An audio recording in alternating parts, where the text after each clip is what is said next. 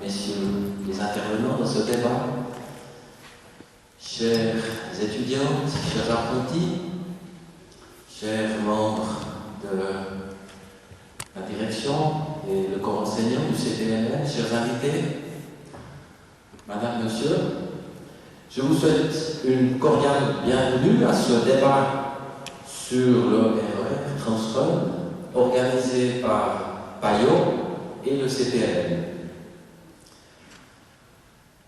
Le XXIe siècle est à peine entamé, mais je pense pouvoir dire que ce dossier sera peut-être un des grands dossiers du siècle.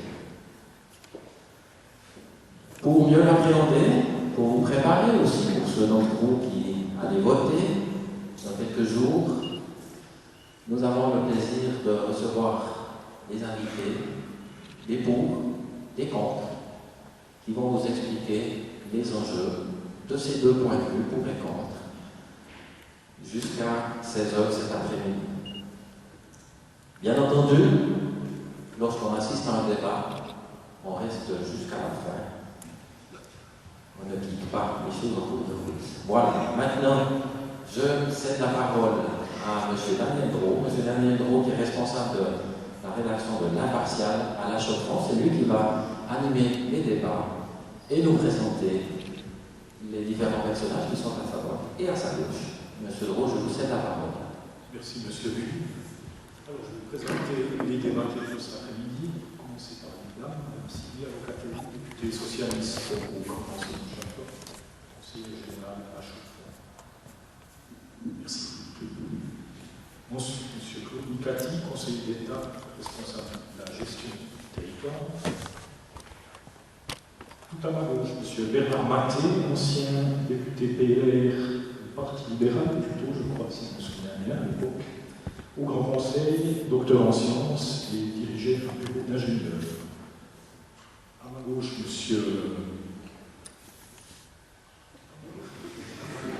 Raymond Clotu, député au Grand Conseil, membre du Mouvement démocratique du Centre, l'UDC, vous êtes expert comptable, tout à ma droite, M. Philippe Bieler, ancien conseiller d'État du canton de Vaud et actuellement vice-président de Mobility Car Sharing.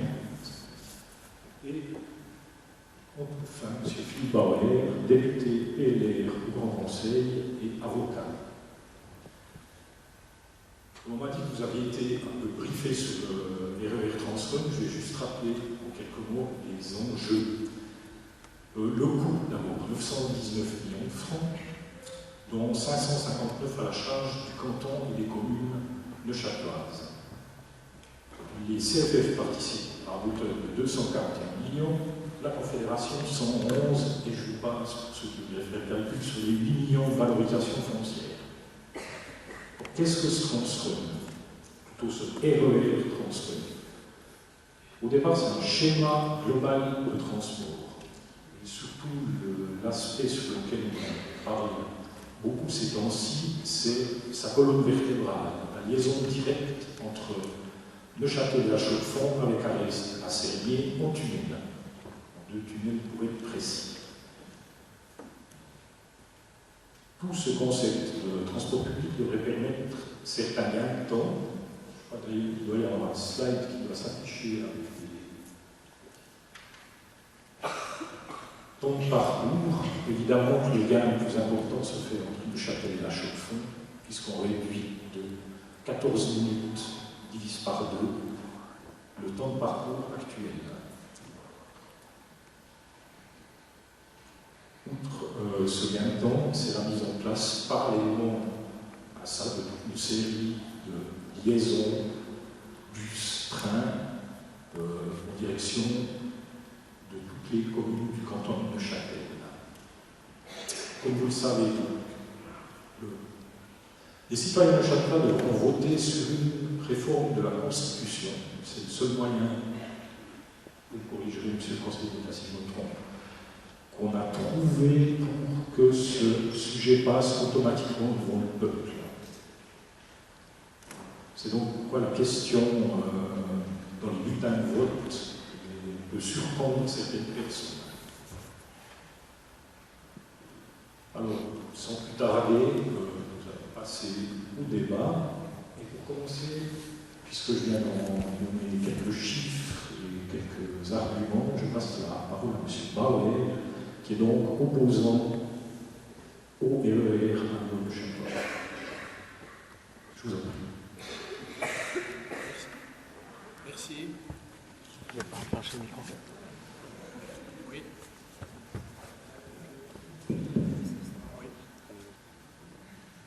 Merci Claude, je te rends la parole. Oui, mesdames et messieurs, bonjour. Vous permettrez tout d'abord de très rapidement vous présenter le comité anti-transrun ou l'association Transrun Nord qui s'est créée il y a maintenant quelques mois. Je serai très bref. C'est un certain nombre de citoyens issus de toutes les régions du canton, engagés ou non en politique, issus de toutes les tendances politiques, et un groupe de citoyens qui estiment qu'aujourd'hui, ce projet, soumis à une dictature du politiquement correct, n'est pas un bon projet pour notre canton. Et le même comité est convaincu qu'il s'agit de faire quelque chose pour notre canton et que le nom qui sortira des urnes le 23 septembre ne sera que le début du processus de travail pour améliorer les communications dans ce canton et améliorer aussi, et nous y reviendrons, la situation financière du canton. Le problème aujourd'hui qui se pose, c'est que nous avons le sentiment d'avoir affaire à des vendeurs de voyages. Et vous savez, nous recevons chaque semaine des catalogues, des publicités pour des voyages. Et puis, qu'est-ce qu'on y voit? Des plages merveilleuses, des palmiers, pour vous mesdames, des Apollons musclés et bronzés, pour vous messieurs, peut-être des Vénus calipiges, et des hôtels extraordinaires. Nous y voyons des piscines, et puis finalement, quand on prend le voyage, on arrive sur place et on voit des gens, des quinquagénaires peut-être peu donnants, on voit des hôtels avec des douches qui goûtent, et on voit des plages sous-peuplées. Mais c'est un peu le sentiment qu'on a avec ce projet. Et ce sentiment, mes deux amis vous l'expliqueront tant sur le plan du projet technique que sous l'angle du projet financier. Le projet aujourd'hui présente beaucoup trop d'incertitudes.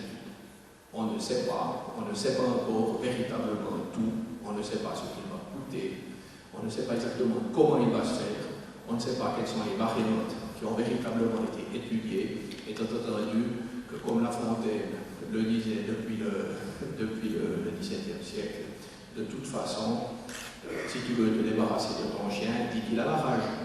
Et c'est un peu le sentiment que nous avons avec l'abandon de la ligne ferroviaire actuelle au profit de ce transrun que le Conseil d'État veut aujourd'hui nous construire et veut aujourd'hui nous imposer dans notre canton. Merci, M. Bauer. M. Ducati, dictature politiquement correcte. Pour le voyage, on ne sait pas tout. Vous répondez quoi? Ça doit faire, bonjour madame, bonjour monsieur, ça doit faire à peu près la 4e ou 5e fois que j'entends des attaques de M. Bauer contre l'institution qui a présenté le projet. Donc je ne vais pas aller plus avant, j'allais dire, sur ma réaction vis-à-vis des propos de, et pourtant ami, Philippe Bauer. Nous sommes à une croisée des chemins. Croisée des chemins où vous, et c'est pour ça que le terme de dictature appartient à Philippe Bauer, croisez des chemins dans lesquels vous, les jeunes, les moins jeunes, les enseignants, les apprentis ou les étudiants, vous allez choisir. Vous allez choisir en mettant un bulletin dans l'urne, vous mettrez ce que vous jugerez utile, de garder le système que vous avez aujourd'hui ou de passer sur un nouveau système. Le système que vous avez aujourd'hui, eh bien vous le connaissez. Alors là, ce n'est pas un agent de voyage qui vous vend n'importe quoi. Vous le connaissez, il date de 1860, donc ça fait à peu près 155 ans, un peu plus, 157 ans que vous le pratiquez, pas vous forcément, mais une génération, que vous le pratiquez.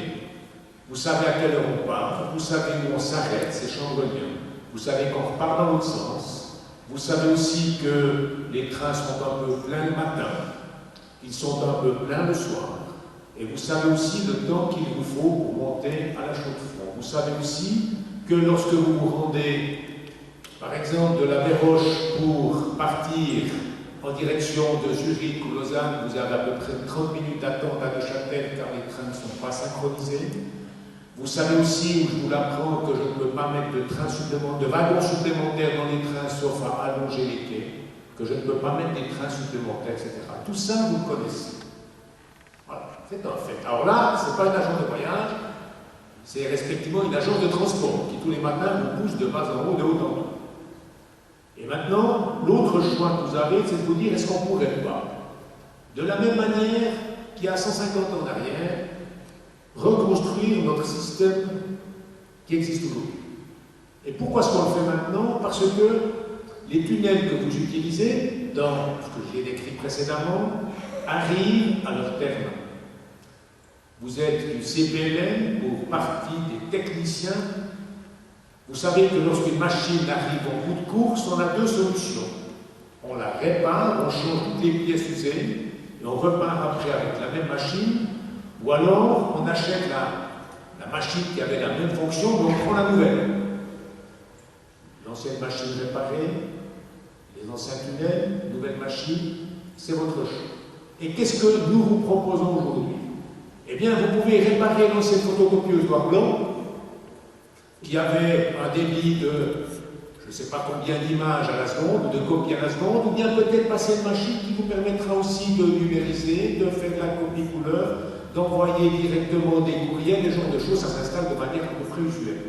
Et ce que je vous propose, moi, mais c'est votre choix, c'est un système de train complètement intégré dans le canton, qui garantira la Chaux-de-Fonds, Neuchâtel, Auvergne, sans changer de train. Une cadence quart d'heure. Dans l'entier du canton, y compris Val de Travers, il y a un lycée, là-bas aussi. Il y a des gens qui y travaillent. En direction de Londres, de la Béroche, une cadence de lire. Un système qui permettra non pas d'avoir les problèmes que vous avez quand vous ne trouvez pas de place dans le train le matin, mais qui permettra d'augmenter le nombre de gens transportés, prévision faite par les personnes que nous avons consultées, qui sont des techniciens, des ingénieurs, enfin je ne sais encore, de faire quasiment x3 à x4 du nombre de personnes transportées. Aujourd'hui, c'est 4000 personnes jour, retenez ce chiffre. Demain, 11, 12, 13 000 personnes jour en 2022. Et qui vous garantira, ça a été dit par M. Drault, non seulement des vitesses plus rapides, vous divisez par 2 le temps de parcours entre la Chaux-de-Fonds et Neuchâtel dans les deux sens, mais surtout davantage de fréquence. Aujourd'hui, vous avez grosso modo un train par heure. Demain, avec ce que le Conseil d'État et la très grande majorité du Grand Conseil vous proposent, cadence demi-heure, ça veut dire, lorsque vous avez un train à -5, l'autre est à -25. Lorsque vous avez 4 trains à l'heure, c'est toutes les 15 minutes, et pas ce que vous avez, par exemple, lorsque vous allez d'Aix-en-Lausanne ou Zurich, des trains, 2 trains à l'heure, mais le problème c'est qu'ils suivent à 3 minutes. Et ceci en profitant d'une opportunité, qui est que tous les tunnels que vous utilisez aujourd'hui doivent être rénovés ou fermés en 2020, de profiter d'un financement de la Confédération qui était écrit par M. Drault, 241 plus 11, grosso modo, le tiers de la somme qui devra être payée. Voilà votre choix. Moi, je ne parle pas d'une dictature, je parle d'un choix démocratique offert à la population. Est-ce que vous voulez continuer dans ce qu'on a aujourd'hui, ou bien est-ce que vous voulez une fois positionner le canton de manière un petit peu plus moderne, jeune, efficace dans le domaine des transports publics? Merci, M. le conseiller d'État. On va commencer plutôt par les chiffres maintenant, puisque là, à propos du financement, position assez tranchée de M. Clotu, vous avez votre raison que vous allez nous expliquer, qui pose problème. Oui, qui me pose un grand problème. Bonjour mesdames, bonjour messieurs. Je crois qu'il y a, moi je vais parler de choses assez factuelles et j'entends dans notre canton, on a une problématique, c'est que nous avons tous les moyens dans le rouge. Alors bien sûr, on vous dira, nous avons une diminution de la dette qui est partiellement vraie, mais elle est quand même toujours très conséquente, puisqu'elle est de plus de 1,2 milliard de francs pour une population qui compte 172 000 habitants, ce n'est pas peu. Donc, comme je le dis, tous les moyens sont au rouge. On n'arrive pas actuellement à financer l'entretien courant de nos routes. Ça, c'est une réalité. On peut constater assez régulièrement. On n'arrive pas non plus dans notre canton à entretenir les bâtiments qui appartiennent à l'État. Ça, c'est également une réalité. Nous avons dans ce canton une multitude de chantiers qui sont toujours ouverts. Nous n'avons rien assaini à ce jour, malgré que le Conseil d'État nous dit toujours le même discours depuis des décennies. On va faire des économies, on va améliorer l'efficience, donc diminuer les coûts de fonctionnement. Et ces coûts de fonctionnement continuent chaque année d'augmenter. Ça, c'est malheureusement la réalité. Je vais vous donner quelques exemples significatifs qui vont étayer mes propos. Nous avons la poursuite de la réforme hospitalière. On a 1000 peines à garantir les 3 portails d'entrée. Qu'est-ce que j'entends par portail d'entrée? C'est les 2 sites de soins aigus, donc Neuchâtel et La Chaux-de-Fonds. Le Grand Conseil dernièrement a donc ordonné, si on peut le dire ainsi, à Mme Horry, donc de faire les rénovations nécessaires pour le site hospitalier de La Chaux-de-Fonds, de soins aigus. Mais ceci va coûter, nous allons devoir investir dans les 10 prochaines années des dizaines de millions. Ça, c'est également une réalité. On a aussi de la peine quand même à maintenir un hôpital au niveau du Val de Travers. Donc maintenant, on a au niveau du Val de Travers des urgences qui sont maintenues. Donc là, mais dans cette réforme hospitalière, il y a encore énormément d'argent à investir. Nous avons une autre problématique dans ce canton. Nous avons le vieillissement de la population. Le vieillissement de la population va engendrer aussi des coûts annuels conséquents. Les estimations à partir de 2014, pour ce qui concerne le financement des EMS, des soins à domicile, la facture va augmenter de 50 millions de francs. Donc là non plus, ce n'est pas rien. Nous avons aussi au niveau de notre État le social. Tout domaine confondu, mais notre État au niveau du social est très sollicité. Je ne vais pas vous donner trop de chiffres, mais je vais quand même vous donner des chiffres significatifs. En 2000, donc le social en général, ce que le canton de Neuchâtel dépensait, c'est un montant annuel de 596 millions. En 2010, nous dépensons 974 millions. Et je peux vous dire que ça ne va pas en s'améliorant.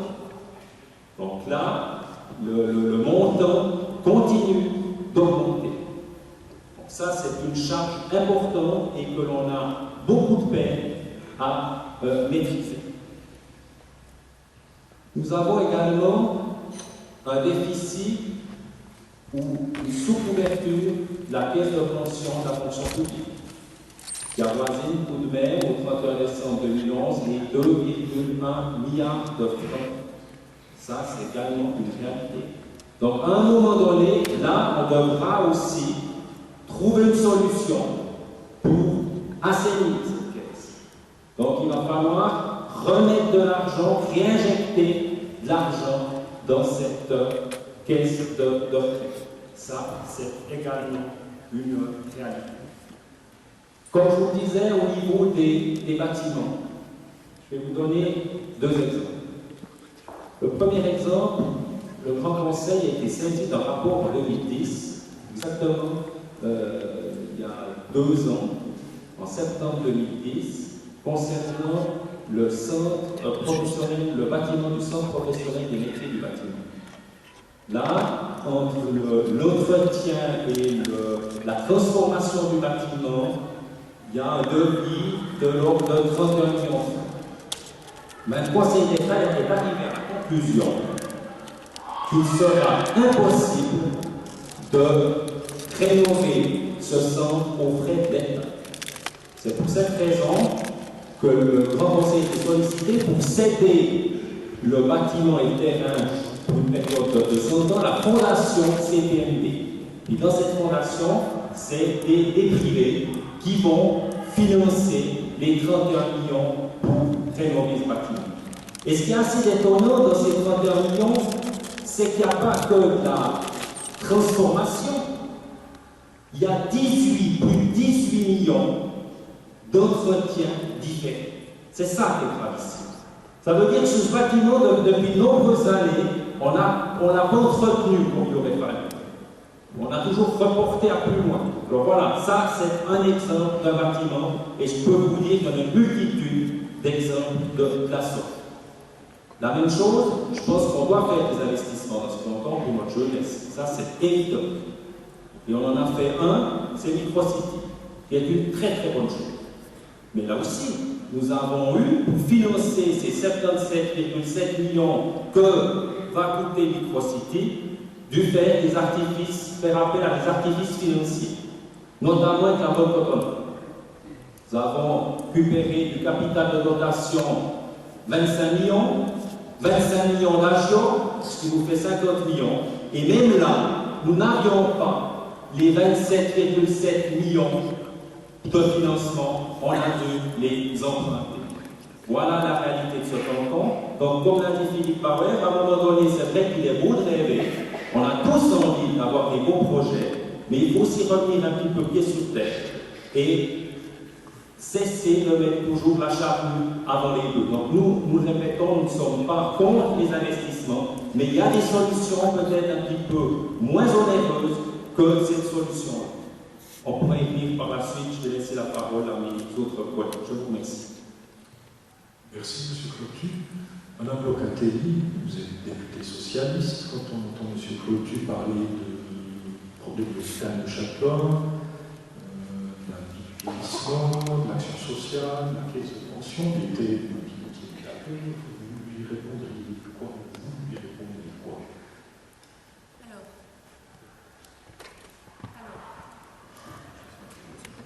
M'entendez? Tout d'abord, bonjour à toutes et à tous. Si vous permettez, je vais répondre à cette question, mais je vais déjà me permettre de prendre un peu le contre-pied de la discussion. Parce que je pense qu'il faut qu'on ait tous conscience, aujourd'hui, qui qu'on soit, de la chance qu'on a de participer à un tel débat. C'est quand même pas toutes les générations, c'est quand même pas tout le monde qui peut être amené à débattre et à se prononcer sur un projet de cette envergure et un projet qui a autant d'implications pour l'avenir de son propre canton. Donc moi personnellement je me sens extrêmement chanceuse, pas seulement en tant qu'élue, mais en tant que citoyenne du canton de Châtel, de pouvoir participer à ces débats. On a dans la première partie de la discussion beaucoup parlé d'agence de voyage ou de voyage. Moi je vous propose de faire un voyage de notre futur. Quel est l'avenir de ce canton? Comment souhaitons-nous dessiner l'avenir de ce canton? C'est un peu un lieu commun quand je vous dis l'avenir de ce canton, c'est vous. Moi, je ne suis pas beaucoup plus âgée que vous, mais en gros, l'avenir de ce canton, c'est vous, c'est vos enfants, c'est moi, c'est mes enfants, c'est nous qui serons en train de dessiner l'avenir de ce canton. Et nous devons tous nous poser la question de ce que nous voulons, justement, dans cette année. On nous parle d'un projet qui est cher. J'ose imaginer ce que pour vous, 919 millions, 559 millions pour le canton et les communes, ça peut représenter. C'est énorme. Effectivement, c'est un gros projet. On ne va pas féliciter cette petite somme. C'est un investissement, mais un investissement à la mesure des changements qu'il peut apporter. On est en train de nous dire, finalement, du côté des opposants, parce que c'est ça principalement les arguments pour les opposants, que ce canton ne peut pas se payer ce projet. On est en train de nous dire qu'on a déjà un endettement qui est considérable, ça a comme il a été dit, qui a été réduit, je remercie M. Clotu de l'avoir dit, l'endettement a été réduit depuis 2006, Il a été réduit de 600 millions. Donc ça, c'est quand même un élément aussi, si on parle chiffres, il faut que vous ayez à votre connaissance. Aujourd'hui, on est effectivement à 1,2 milliard, mais il a été réduit depuis 2006 de 600 millions. On nous parle d'hôpital de Châteauroux, c'est des débats qui sont effectivement assez importants à notre canton. On nous parle des coûts qu'on a de manière générale dans ce canton pour maintenir à flot les instruments de ce canton, notamment effectivement l'hôpital de Châteauroux. De quoi on parle quand on parle de l'hôpital de Châteauroux? On parle de transformer un outil nécessaire à ce canton pour lui apporter plus d'efficacité et pour faire des économies. Donc, on doit réformer l'outil. Pour le réformer, ça veut dire qu'il y a des pistes qui doivent être trouvées dans la centralisation d'un certain nombre d'éléments. Vous avez entendu parler de la fameuse centralisation à Neuchâtel du centre mère-enfant, femme-mère-enfant, qui a donné lieu à énormément de débats. Vous savez qu'aujourd'hui, on se pose beaucoup de questions, et c'est encore pas tranché au niveau du Grand Conseil, sur la centralisation d'un certain nombre de tâches de l'hôpital de Châteauroux. Mais qui dit centralisation dit aussi qu'il faut des outils pour pouvoir permettre cette centralisation. Or, aujourd'hui, avec l'éloignement, on va dire, la frontière qui est créée par les transports en commun qui datent de 150 ans, on a beaucoup de mal à se projeter dans un canton qui arrive à centraliser. Donc quand on parle des tribunaux à la Chaux-de-Fonds, une décision qui a été prise de centraliser les tribunaux à la Chaux-de-Fonds, quand on parle de centralisation des tâches d'hôpital de Châteauroux, quand on parle éventuellement d'un nouveau centre de soins aigus dans le canton de Châteauroux, mais il faut aussi parler des outils qui nous permettront à tous dans le canton, où qu'on vive, d'y arriver à ces outils, d'y arriver à ces instruments. Et dès lors, quoi de mieux que de repenser l'ensemble des moyens de communication de ce canton? C'est ça le projet qu'on a aujourd'hui dans les yeux. C'est pouvoir se rapprocher les uns des autres. C'est pouvoir vous permettre d'aller vous faire soigner dans n'importe quel endroit de ce canton de manière aussi rapide qu'avant. C'est pouvoir vous permettre, vous qui êtes en train de penser à votre avenir aujourd'hui, ici, de pouvoir aller travailler n'importe où dans ce canton. Et d'une manière confortable, efficiente et rapide. Donc ça, c'est des éléments qu'il faut qu'on ait, dont on tienne compte. Je vais encore dire un lieu commun, pour économiser, il faut investir. Ça paraît totalement aberrant, mais c'est pourtant ainsi. Parce que si on se conserve des outils, et ça a été dit, la ligne ferroviaire aujourd'hui, entre Neuchâtel et la Chaux-de-Fonds, elle date de 150 ans. S'il y a un rebroussement à Chambreviens, c'est pas juste parce qu'il y avait des personnes à l'époque qui habitaient Chambreviens et qu'on souhaitait les rapprocher du reste de la ligne, c'est simplement une moyenne technique qui ne permettait pas de faire une ligne entre les deux pôles du canton et le montagne du littoral. Simplement. Aujourd'hui, nous sommes 150 ans plus tard, 21e siècle, et nous devons nous demander si nous voulons conserver cet outil ou améliorer justement l'efficacité de cet outil. C'est ça la question qu'il faut se poser. Et c'est la question que j'aimerais qu'on se pose ici aujourd'hui. Merci Mme Locatelli. Revenir à Chambreviens, revenir à la photocopieuse au noir et blanc qu'évoquait M. Ducati. Monsieur Maté, je voudrais savoir votre petite idée sur une photocopieuse, je dirais, qui numérise pas, mais qui passerait au moins à 3 couleurs. Bon, alors, Bernard Maté, j'ai été longtemps député.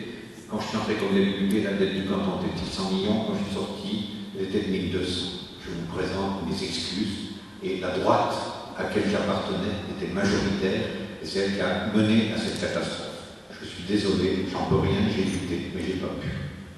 En ce qui concerne le rebroussement chambroilien, si on a fait un rebroussement chambroilien, c'est parce qu'on pensait que la voie de chemin de fer qui va au de travers aurait une voie commune entre Neuchâtel et Chambroilien, et qu'on séparerait ensuite le plus Chambroilien pour aller à Champ-du-Monde.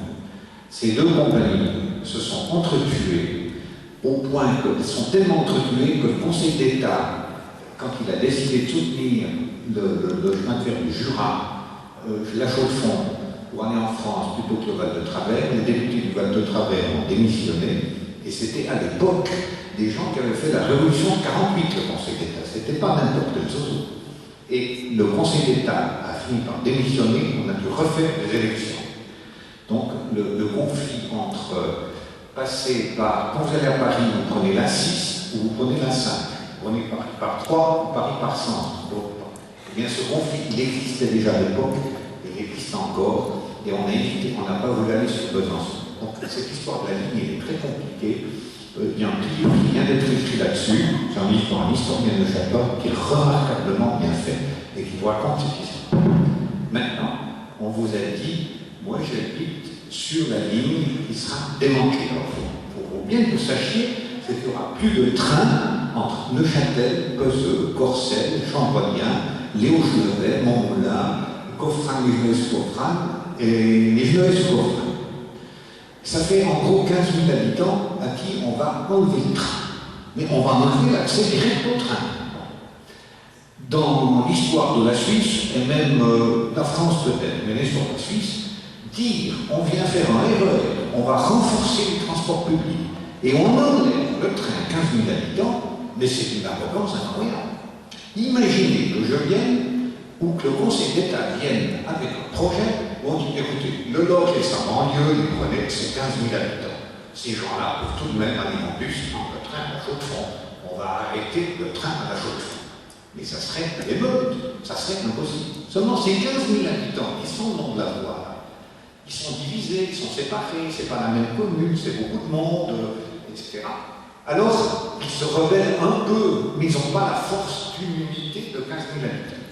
Donc c'est la première raison pour laquelle je suis opposé, mais fermement, à ce projet. La deuxième raison, c'est que c'est le canton, dans sa grande naïveté, qui va financer l'essentiel de ce transport. Alors que les chemins de fer, qui sont propriétaires de la ligne depuis 1913, les chemins de fer fédéraux, n'ont pas fait grand-chose, en particulier le remboursement de Chambrolien est effectivement un archaïsme qui doit être éliminé. Mais les chemins de fer n'ont pas fait grand-chose, ils ont mis l'électricité dans les années 30-40, et puis on est resté, on a toujours eu du mauvais matériel. Par exemple, quand on a électrifié le Gothard, on a profité de mettre les vieilles locaux du Gothard sur le trajet de la chose. Aujourd'hui, les rames, on a modernisé les rames. On n'a pas mis des rames modernes, plus légères, qui accélèrent et qui décélèrent plus vite. Donc, les CFF ont abandonné ce chemin de fer, et les salauds dans le fer, et qui laissent la Chaux-de-Fonds de l'Ordre dans la situation où ils sont, qui est en déficit ferroviaire évident, ce sont les CFF, ce n'est pas le canton. Voilà, coup de bol extraordinaire, le canton arrive avec un projet. Puis les CFF disent, coup de bol extraordinaire, eh bien, on va éviter la dépense de l'assainissement de cette ligne, en particulier les tunnels dont on vous a parlé. Alors, très généreusement, ils offrent un peu d'argent, c'est-à-dire le 27% de la dépense, et puis le canton dit, youpi, à Zurich, le RER zurichois, les CFF, ils en payent le 66%. À Neuchâtel, ils en payent le 26%. Donc nous sommes les cocus d'affaires. Nous sommes des cocus. Et ça, je trouve ça insupportable. De par quand les Grisons ont eu un tunnel sous la Véréna, ils avaient un conseiller fédéral qui s'est battu comme un mondial avec une mauvaise foi absolue, mais qui a fini par déclencher un tunnel et qui a obtenu un tunnel sous la Véréna.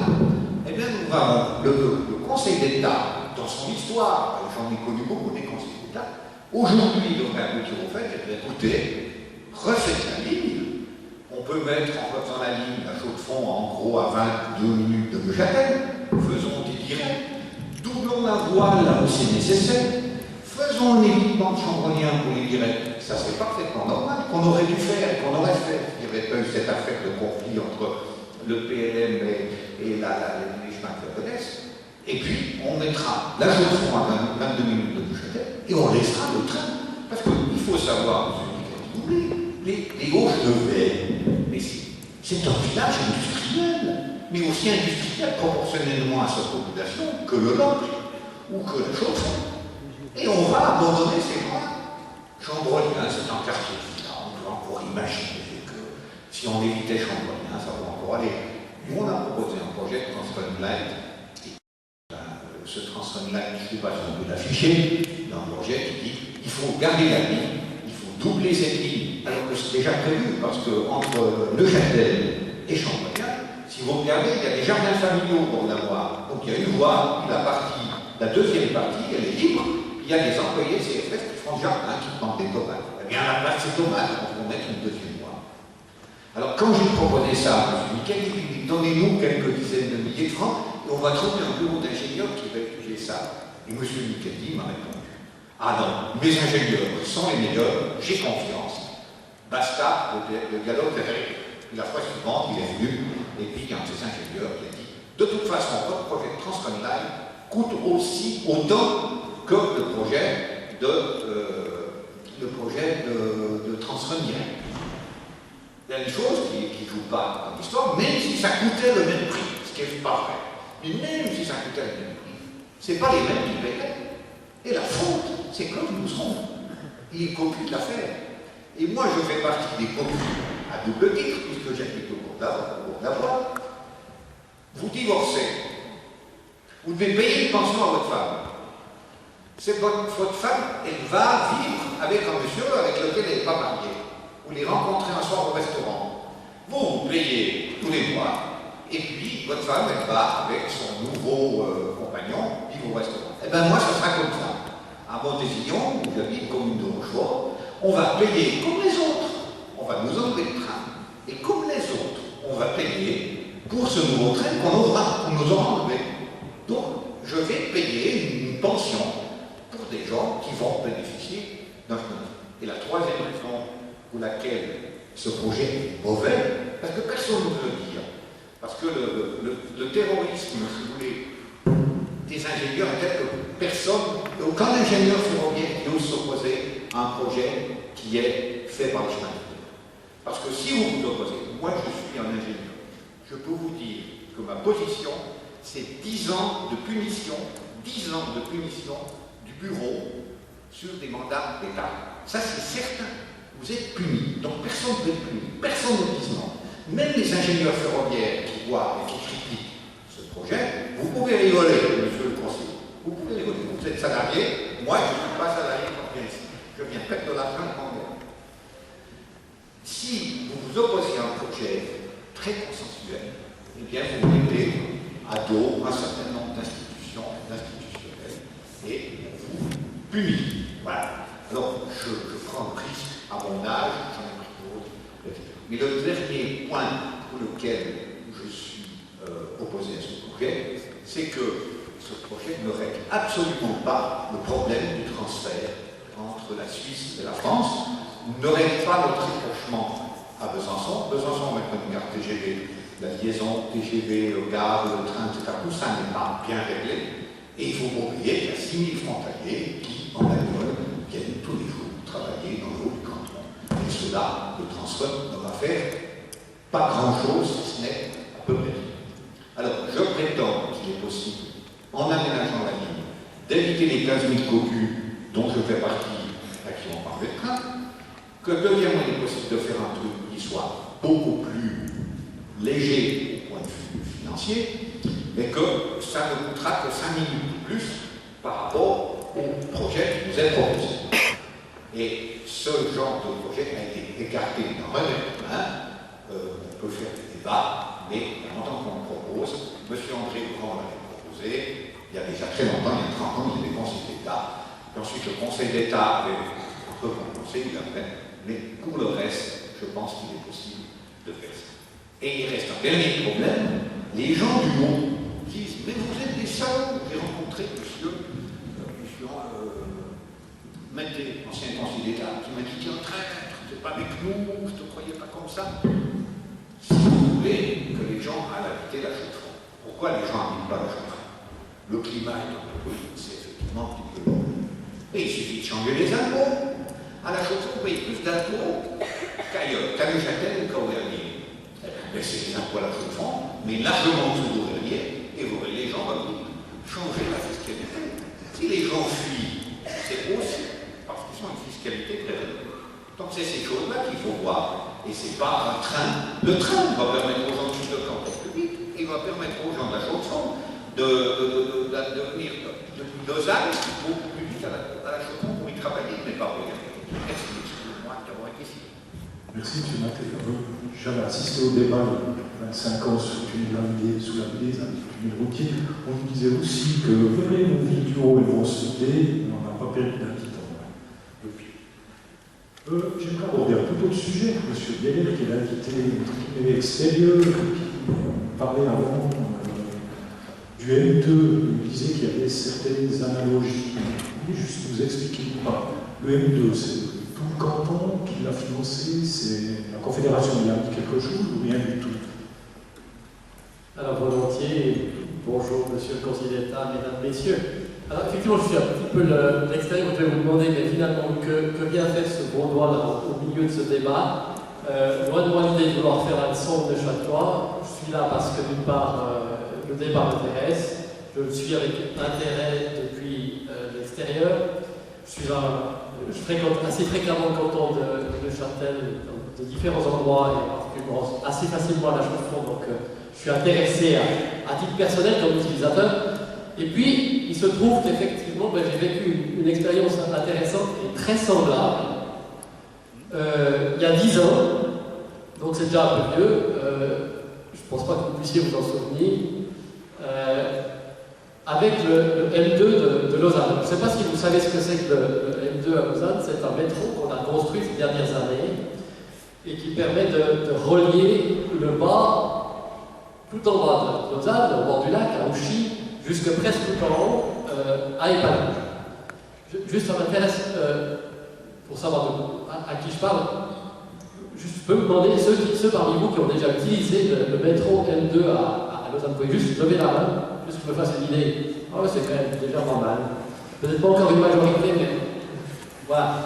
Donc vous voyez en gros de quoi il s'agit. C'est un métro qui a été construit en partie, la partie du bas sur une ligne qui existait déjà, toute la partie du haut sur une ligne entièrement nouvelle. Et il y a des analogies incroyables avec votre projet. Moi, je suis frappé depuis que je suis votre campagne et votre discussion. C'est incroyable le nombre de similitudes qu'il y a entre les deux projets. Donc d'abord, relier le bas et le haut. Ce qui pose des problèmes techniques particuliers, parce que vous savez que quand on a une pente, c'est beaucoup plus facile d'aller à flanc de coteau. À pied, c'est beaucoup plus facile, mais avec les trains aussi. À Lausanne, on avait des lignes, on a toujours d'ailleurs des lignes de chemin de fer qui traversent Lausanne d'est en ouest, et ici aussi à Neuchâtel, vous avez des lignes transversales sur le littoral qui n'ont aucune difficulté. Par contre, monter direct en direction du haut, c'est beaucoup plus compliqué. On avait le même problème à Lausanne. Résultat, qu'est-ce qui se passait avant qu'on ait une métro M2? On avait des lignes de bus qui zigzaguaient longuement et lentement sur les axes, enfin sur les rues de Lausanne pour arriver jusque tout en haut. Un peu comme vous devez vous rebrousser à Chambrelière pour aller jusqu'à la Chaux-de-Fonds. Et donc, on s'est dit, mais là, il faut changer de paradigme, il faut créer un nouvel axe, et on a fait cet axe, pratiquement entièrement en tunnel, qui constitue désormais la véritable colonne vertébrale. C'est l'épine dorsale de tout le réseau des transports de l'agglomération lausannoise et du canton. Raison pour laquelle, d'ailleurs, c'est un projet qui a été porté par le canton. À l'époque, j'avais la position dans le canton de Vaud qu'a M. le conseiller d'État Nicati actuellement dans le canton de Châtel. J'étais responsable de ce dossier et nous avons eu une votation en 2002, il y a plus de 10 ans, où le débat était aussi chaud, aussi tendu et aussi important que le vôtre ici, avec autre similitude, des arguments très très proches. Il faut dire quand même qu'à l'époque, le canton de Vaud était dans une situation financière qui était, sinon aussi, mais bon, peut-être même plus difficile que votre situation financière dans le canton de Châtel. Dans le canton de Vaud, on était véritablement en pleine crise financière avec une dette considérable. Et puis, on a eu un certain nombre de gens qui sont venus nous dire exactement comme on l'entend ici, on n'a pas les moyens. C'est pas possible, c'est beaucoup trop cher parce que c'était un projet qui était effectivement cher. Pensez donc faire un métro dans une petite ville comme Lausanne. Aucune autre ville de Suisse ne se paye un métro, c'est beaucoup trop cher. Et alors, on a eu aussi des gens qui sont venus, toutes sortes d'hypothèses ont été émises, des gens qui ont dit oui, là, on pourrait faire de telle manière, on pourrait faire de telle autre. C'est ce que j'appelle les yaka. Il n'y a qu'à faire autrement, finalement, la solution que vous proposez n'est pas la bonne, même si elle a été étudiée, discutée pendant très longtemps, que pratiquement toutes les personnes qui se sont penchées sur la question un peu sérieusement en sont arrivées à la conclusion que c'était la meilleure solution. Il y a encore des gens qui viennent dire non, mais bon, il faut peut-être faire un contre. Et surtout à la dernière minute. Qu'est-ce qui s'est passé? On a eu ce débat extrêmement virulent. Par bonheur, le peuple vaudois a décidé, oui, on y va. Et il a d'ailleurs décidé avec une belle majorité, j'étais très content. Et on a construit ce métro. Et alors, ce que j'aimerais vous dire surtout, c'est ce qui s'est passé après. Alors, plusieurs choses. Et la première chose qui m'a frappé, j'ai toujours plaisir à en parler parce que, encore aujourd'hui, je le constate, c'est quelque chose que moi j'avais prévu beaucoup de choses avec ce projet de métro, mais pas ça. C'est à quel point il fait plaisir aux gens. C'est incroyable, c'est un truc qui rend les gens heureux. Il fallait être là, les jours d'ouverture. Tout le monde était là, tout le monde avait le sourire aux lèvres, il y avait une sorte d'effervescence. J'ai jamais vu ça à Lausanne, une joie pareille parmi la population. Et encore aujourd'hui, alors ça pour moi c'est agréable, c'est mon petit côté, pour mon égo personnel, mais encore aujourd'hui, quand je prends le M2, j'ai tout à coup un passager qui me dit « Merci monsieur Bieler, votre truc c'est trop génial ». Alors, bon, pour moi ça me fait plaisir, j'espère que Claude Ducati aura plein de plaisir dans 10 ans, mais au-delà de ça, ça manifeste bien à quel point les gens sont sensibles au changement. Ça a changé la vie et notamment. On descend maintenant très facilement à Auchy, les gens. J'ai rencontré des personnes âgées qui habitent tout en haut de Lausanne et qui m'ont dit mais c'est génial, le matin je prends mon métro M2, je vais boire mon café à Auchy, après je remonte. Alors, c'est tout bête, c'est pas pour ça qu'on l'a fait, mais c'est significatif d'un état d'esprit, d'une proximité, ça a changé, ça a complètement changé le rapport des gens avec leur territoire, avec leur agglomération. En l'occurrence, pour vous, le parallèle, ce serait avec votre canton. Mais encore que le M2 change la vie aussi pour beaucoup de gens du canton, puisqu'il est utilisé par des gens qui viennent d'Yverdon, d'Aigle, de Lyon, pour se rendre, par exemple, à l'hôpital ou ailleurs dans des places de travail. Un autre effet du métro M2, c'est que ça a créé dans la ville et dans l'ensemble du canton une dynamique positive, de vitalité, de progrès, d'investissement. Ça a donné un signal, c'était une image qui a dû s'accoler sur cette ville de Lausanne et sur le canton de Vaud. Voilà, une ville moderne qui investit pour l'avenir et qui se tourne vers des solutions du futur. En termes d'image, de marketing, ça a été extraordinairement important et ça a amené toutes sortes de choses positives pour notre canton. Et tout cela, eh bien, vous pouvez le constater aujourd'hui, sans plomber les finances du canton, puisque, vous le savez peut-être, le canton de Vaud va beaucoup mieux, merci pour lui. Alors même qu'on nous prédisait le pire avec ce projet d'investissement, au contraire, je pense qu'il a, c'est bien sûr pas le seul élément, mais c'est pas l'investissement qui lui-même a sauvé les finances du canton, mais je pense qu'il y a aussi contribué à sa manière.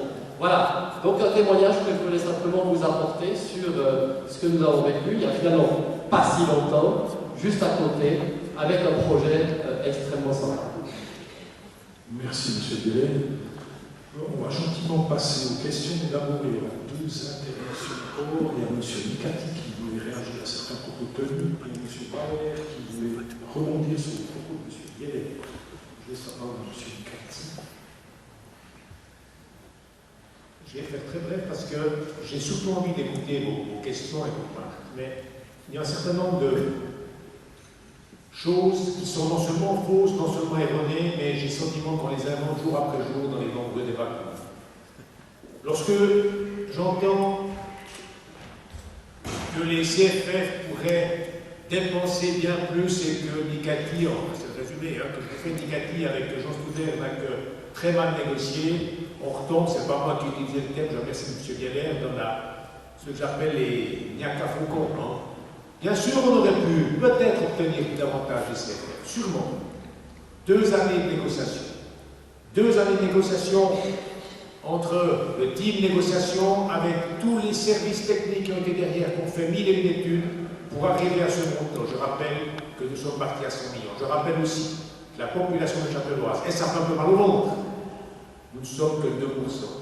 Nous ne sommes pas, pour les CFR, pour n'importe quelle autre entreprise de transport, la région aussi intéressante que, par exemple, l'Arc lémanique, Genève, Zurich, où ce sont des dizaines de milliers de personnes supplémentaires ou d'autres qui sont transportées journellement. Donc, nous avons le sentiment, nous continuons de le penser, qu'on a obtenu ces 241 millions, j'allais dire, à la force du poignet, et que je crois on a pris le dernier des francs possible. 15 000 personnes que Nicati va enfermer dans une réserve d'Indiens, on va enlever une gare, rendez-vous, toutes ces gares qu'on va enlever, tous ces gens seront obligés d'aller à pied, éventuellement calèche, en diligence, voire pourront même plus sortir parce qu'encore je les affamés. Ok. 15 000 personnes. Là, avec M. Maté, on est d'accord. Ce n'est pas tout à fait 15. Mais soyons d'accord avec eux. De ces 15 aujourd'hui, 4 900 prennent les transports publics. De ces 4 900 qui prennent les transports publics, dans les 15 000 réserves d'Indiens que j'évoquais, 375 prennent le train. 375 prennent le train. Dans ce train que j'aimerais changer pour le moderniser, pour monter la capacité, la vitesse, les cadences, principalement ce sont des gens de la Chaux-de-Fonds qui vont à Neuchâtel, pardon, de la Chaux-de-Fonds qui vont à Neuchâtel, de Neuchâtel à la Chaux-de-Fonds. Il faut se concentrer sur l'essentiel. Les autres, je ne vais pas les enfermer dans une réserve d'Indiens. J'ai dit qu'il y en avait 4 900 qui prenaient le transport public, 355 le train. Les 4 600 autres, parlons-en. Que font-ils? Ils prennent le bus. La fameuse ligne 10 que vous connaissez, on en a abondamment parlé, et la ligne 1. Ces gens-là ont continué de prendre ces bus. Et en plus, cette ligne, on peut l'améliorer. On va enlever les trains. Vous avez raison. Peseux-Courcelles, avec 2 gares mal placées. Qu'est-ce qu'on fait dans ces tunnels? C'est compris dans le prix proposé. Si vous dites oui, vous validez aussi cette option. Nous mettrons dans ces tunnels des bus en site propre. Ça veut dire des bus qui circuleront dans les tunnels. C'est compris dans le prix. L'avantage, ces bus ne sont plus encolonnés dans le trafic que vous connaissez de Peseux en direction de Châtel, où ils sont complètement coincés dans le trafic. Ils peuvent, ça se fait dans d'autres villes, dépasser le trafic. Je pense qu'il faut rester très honnête. Terrorisme intellectuel, études mal faites, donnez-moi 10 000 francs, je vous fais l'étude. Oui, M. Maté, c'est bien, c'est beau, je ne renie aucune vos compétences. Ce que je dis simplement, 10 ans d'études derrière, de nombreux bureaux d'ingénieurs et pas de terrorisme. Pas de terrorisme. Mais dire qu'on va faire, c'est vous les techniciens. C'est vous les techniciens, hein, tous ici, le CPL. Dire qu'on va faire une étude en 3 mois pour remplacer ce qui a été fait en 10 ans, la variante que veut M. Maté est écrite. Elle coûtera le même prix que l'autre. Alors vous avez dit, mais donc on pourrait choisir. Effectivement, vous pourriez choisir. Ce problème qu'elle a, elle ne permet pas ce qu'on appelle le report modal. Elle ne permet pas le transfert, et c'est une étude de Munich de Châtel qui le démontre. Elle ne permet pas le passage des gens de la voiture au train. Et quel est le problème entre le haut et le bas du canton? Je crois qu'il faut avoir une vision un peu plus globale. Qu'est-ce qu'on a comme problème aujourd'hui? C'est notre tunnel sous la vue des Alpes, qui a fait l'objet d'un vaste débat à l'époque. D'ailleurs, c'est amusant, les slogans tunnel non, c'était les mêmes, il y avait les mêmes billets qui voltaient dans un tournoi. Le tunnel que vous utilisez aujourd'hui de voiture, il est saturé. Aux heures de pointe, il sera complètement saturé d'ici une dizaine d'années. On est à 30 000 véhicules jour.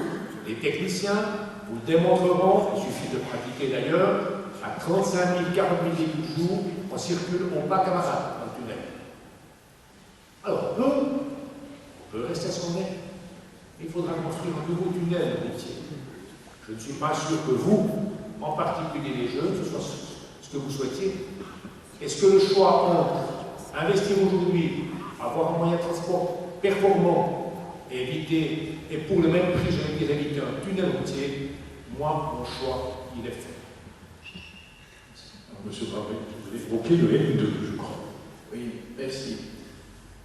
Cette fois, on a eu du catastrophisme de Claude Nicati, et puis on a eu le rêve de M. Villers. J'aime entendre parler du M2. Je suis tout à fait d'accord avec lui. J'ai aussi eu plaisir quand j'ai pris le M2 l'année passée. Mais on doit aussi comparer ce qui est comparable. Dans les deux cas, on a creusé. Donc ce n'est pas le fait de devoir creuser à Neuchâtel qui renchérit particulièrement le coût. Mais le M2, c'est 60 000 personnes par jour qui l'utilisent. Le Transrun, ce sera 11 000 personnes par jour. Après 2 mois, on aura eu autant de fréquences à Lausanne qu'après une année à Neuchâtel. Le M2, c'est 2 voies. Le Transrun, c'est une voie avec certes un croisement à Cernier. Le M2, c'est des arrêts à peu près toutes les minutes. Le Transrun, c'est un arrêt toutes les, c'est plus 7 minutes, c'est 6 minutes 35, 6 minutes 25 selon les derniers chiffres qu'on a eu. Le M2, c'est des trains qui circulent entre 3 et 7 minutes 30, modulables en fonction des besoins. Le Transrun, c'est 14 minutes. Le M2, c'était 560 millions, qui ont d'ailleurs passé à 730, alors qu'à Neuchâtel, sans même discuter de l'aspect RER, simplement le Transrun entre Neuchâtel et la Chaux-de-Fonds, c'est 840 millions. Faites la comparaison, faites l'exercice, et voyez s'il y a des vendeurs de rêves et s'il y a finalement des comparaisons qui sont peut-être plus oiseuses que d'autres. Merci, M. On va maintenant lancer le débat. Ah, M. Biel, vous voulez juste, je pense qu'il y a... Vous permettez quand même, hein, puisque manifestement... Non mais on est d'accord, tout le monde a bien vu que le L2 c'est un métro automatique d'ailleurs, ce ne sera pas le Transrun. Il y a des quantités de différences, on est bien d'accord techniquement. Là n'est pas tellement la question c'est plutôt autour de ce que ça représente pour le canton. Encore une fois, cette idée de colonne vertébrale, créer un axe fort central sur une pente, donc c'est là où c'est le plus difficile.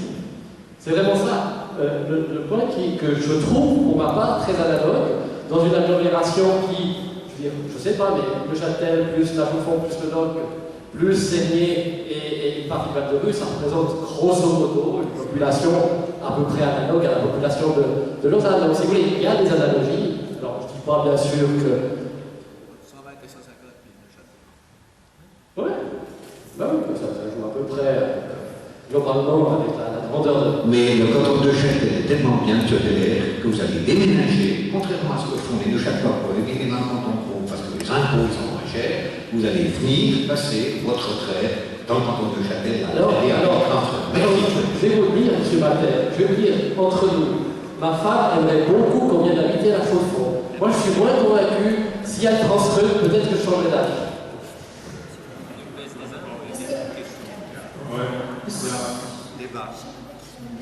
Juste quelque chose. Alors d'accord, moi je prends contre pied des opposants. Revenons dans le canton de Neuchâtel. J'habite à la Chaux-de-Fonds, qui n'est pas une réserve indienne, qui a le même taux d'imposition, qui a le même taux d'impôt qu'à Neuchâtel, M. Maté. Enfin, revenir à la Chaux-de-Fonds, ce matin, je dois me rendre à Colombier. Et je vais au CPMD. Je dois me rendre à Colombier, et de la Chaux-de-Fonds à Colombier, je mets, allez, quand j'ai de la chance, 25 minutes en voiture, mais je n'ai pas de voiture. Alors qu'est-ce que je fais? Je fais comme tous les étudiants, je prends le train. 1 heure.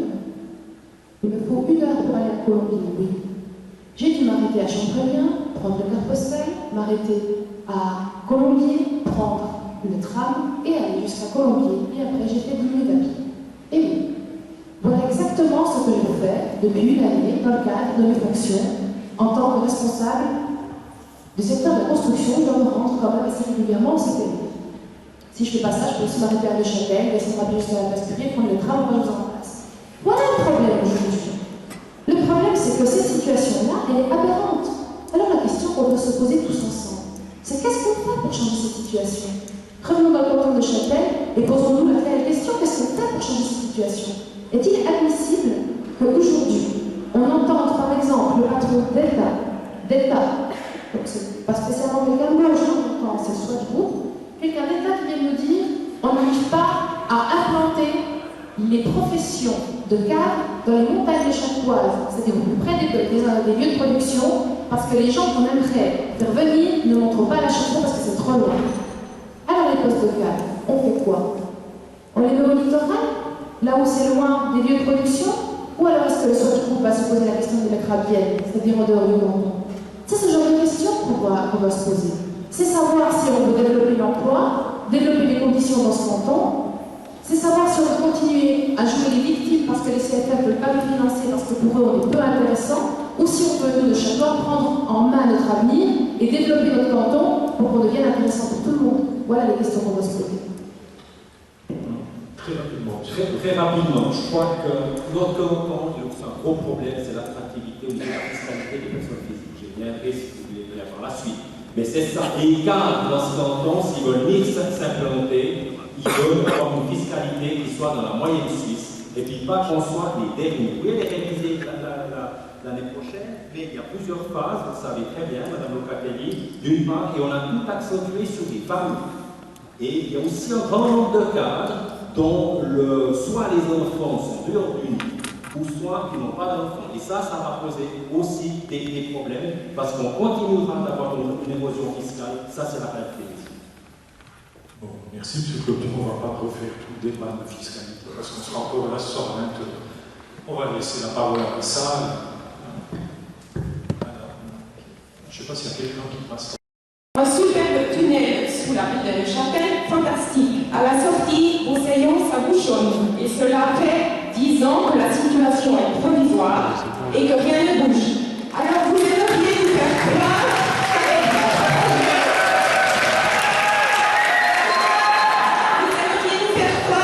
votre projet, vous allez nous mettre quelque part. Est-ce que vous avez pensé aussi à la situation de la ville de Neuchâtel, étriquée entre le lac et la montagne? Et vous voulez des bus larges au lieu de penser au tram, dont le profil d'espace libre est inférieur. Vous pensez aussi au flux de passagers qui embarquent et qui débarquent. Dans un bus, vous avez 3 portes, dans un tram, vous en avez beaucoup plus. Donc, vous avez un plus grand nombre de passagers pour un temps donné qui peuvent entrer et sortir. Et quelle est la vitesse moyenne d'un tram? S'il est, par exemple, à la place du train maintenant entre Neuchâtel et Champollion, c'est plus rapide qu'un bus. Il y a beaucoup d'éléments à prendre en compte. Et si votre projet est intéressant directement, c'est les points de jonction auxquels il faut penser. C'est aussi le parc Angoï. Alors je suis désolée, mais pour l'instant, vous ne nous avez pas convaincus.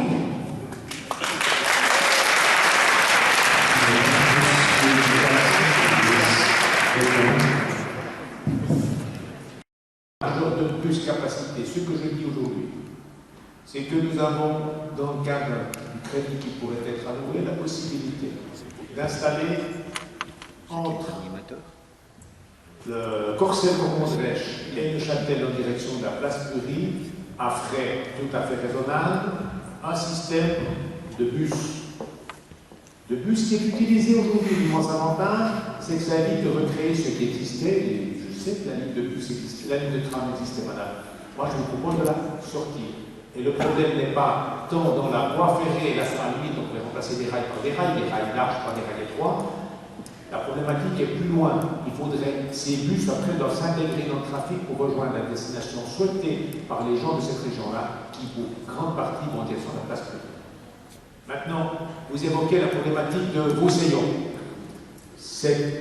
On quitte le domaine ferroviaire pour tomber dans le domaine routier. Ceci est de la compétence de la Confédération. Nous avons reçu début de cette année les premières esquisses, parce que le carrefour de Roussillon doit être réaménagé. Ça dépend de l'Office fédéral des routes, c'est une partie dite fédérale. Et ça fait partie des mêmes genres de travaux que ceux que vous avez sur l'autoroute actuellement depuis Arreuse en direction de Neuchâtel. Donc là, nous pouvons mettre notre grain de sel, mais vu que le financement est complètement fédéral, vraiment là, à part pousser, je peux guère aller plus vite. J'espère avoir répondu à vos interrogations. J'ai une question. Le projet, je voterai certainement oui, mais il y a quelque chose qui me dérange un tout petit peu.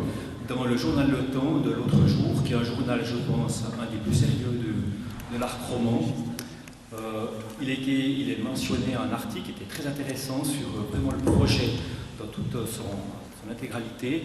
Et puis eux, ils ne parlent pas d'un projet à 900 millions, mais ils arrivent à un chiffre de 1,4 milliard.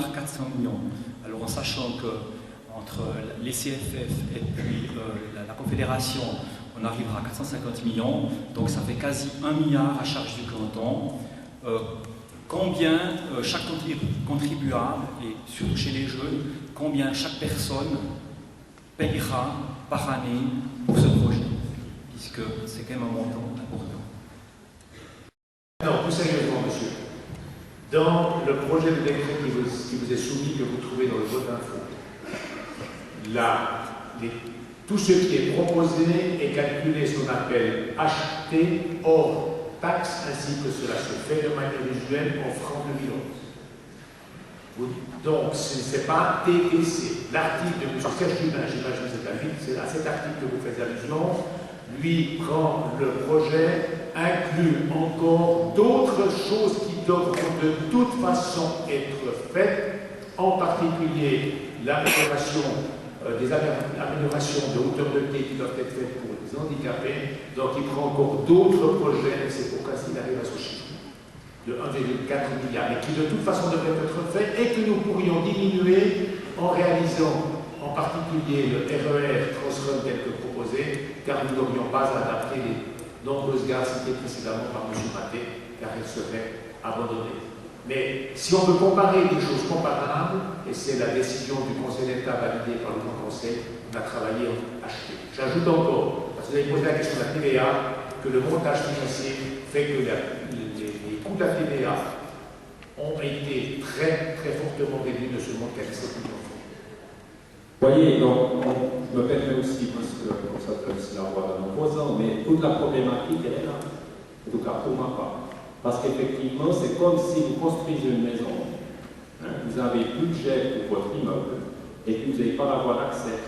Vous n'avez pas le chemin pour accéder à votre maison. C'est un petit peu ça dans ce projet. Alors, dans un projet de cette envergure et de cette ampleur, nous semblerait au moins qu'on nous met tous les éléments pour que le peuple puisse après décider correctement. Mais pas ces rajouts sont inacceptables. Dans ce projet, c'est ce que vous venez de dire, monsieur le conseiller d'État. Mais je le confirme, effectivement, c'est ça nous craint. Question. Allez, c'est bon.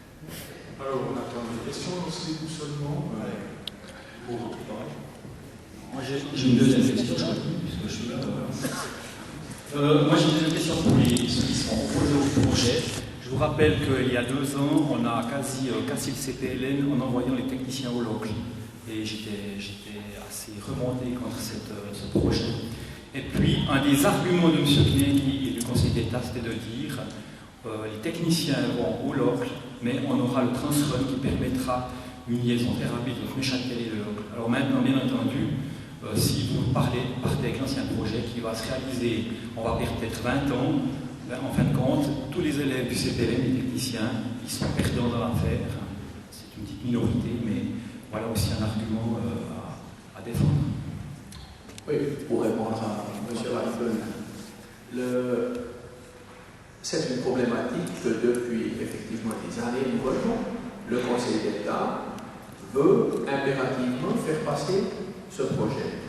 Et le Conseil d'État, depuis là, justifie dans les 2 sens un certain nombre de déplacements de services ou de bâtiments. Avant, c'était parce qu'il Ça permettra ensuite d'y aller avec le RER, et puis maintenant ce sera parce qu'il y a le RER, on peut éventuellement y aller. C'est une dérive qui, en soi, n'est à mon sens de nouveau pas acceptable.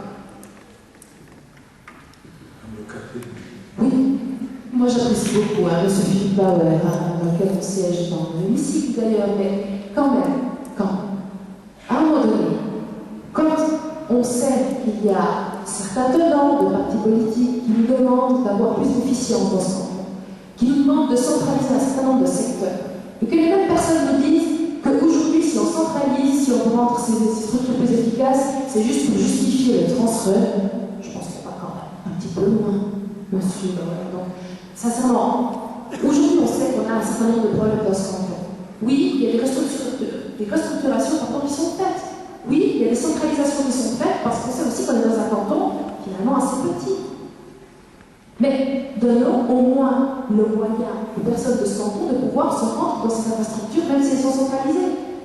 Si on commence à centraliser des choses, effectivement, M. Bauer, à certains endroits, si on met les techniciens au log, puis qu'on continue à leur faire venir depuis Neuchâtel en quasiment 40 minutes jusqu'au log, puis encore aller jusqu'au quai, j'entends que ce n'est pas optimal. Donc c'est ça, nous, qu'on peut changer aujourd'hui. Et je pense que c'est vraiment de nouveau le nœud du débat. J'aimerais ajouter, dans le temps que micro arrive chez un autre intervenant. Bon, M. Boers n'a pas apprécié le Conseil d'État, j'allais dire libre à lui, ça ne me pose pas de problème. Mais ce qui est important, c'est de mettre les bonnes infrastructures aux bons endroits. Aujourd'hui, vous avez dans le log, ce n'est pas pour justifier la décision du Conseil d'État, une infrastructure rénovée qui, j'allais dire, je crois, peut être assez efficiente dans ce domaine-là. Et je crois qu'il faut arrêter ces régionalismes locaux avec. Et à l'époque où la décision a été prise, le Conseil d'État n'avait pas encore décidé du RER, on parlait même que de plus.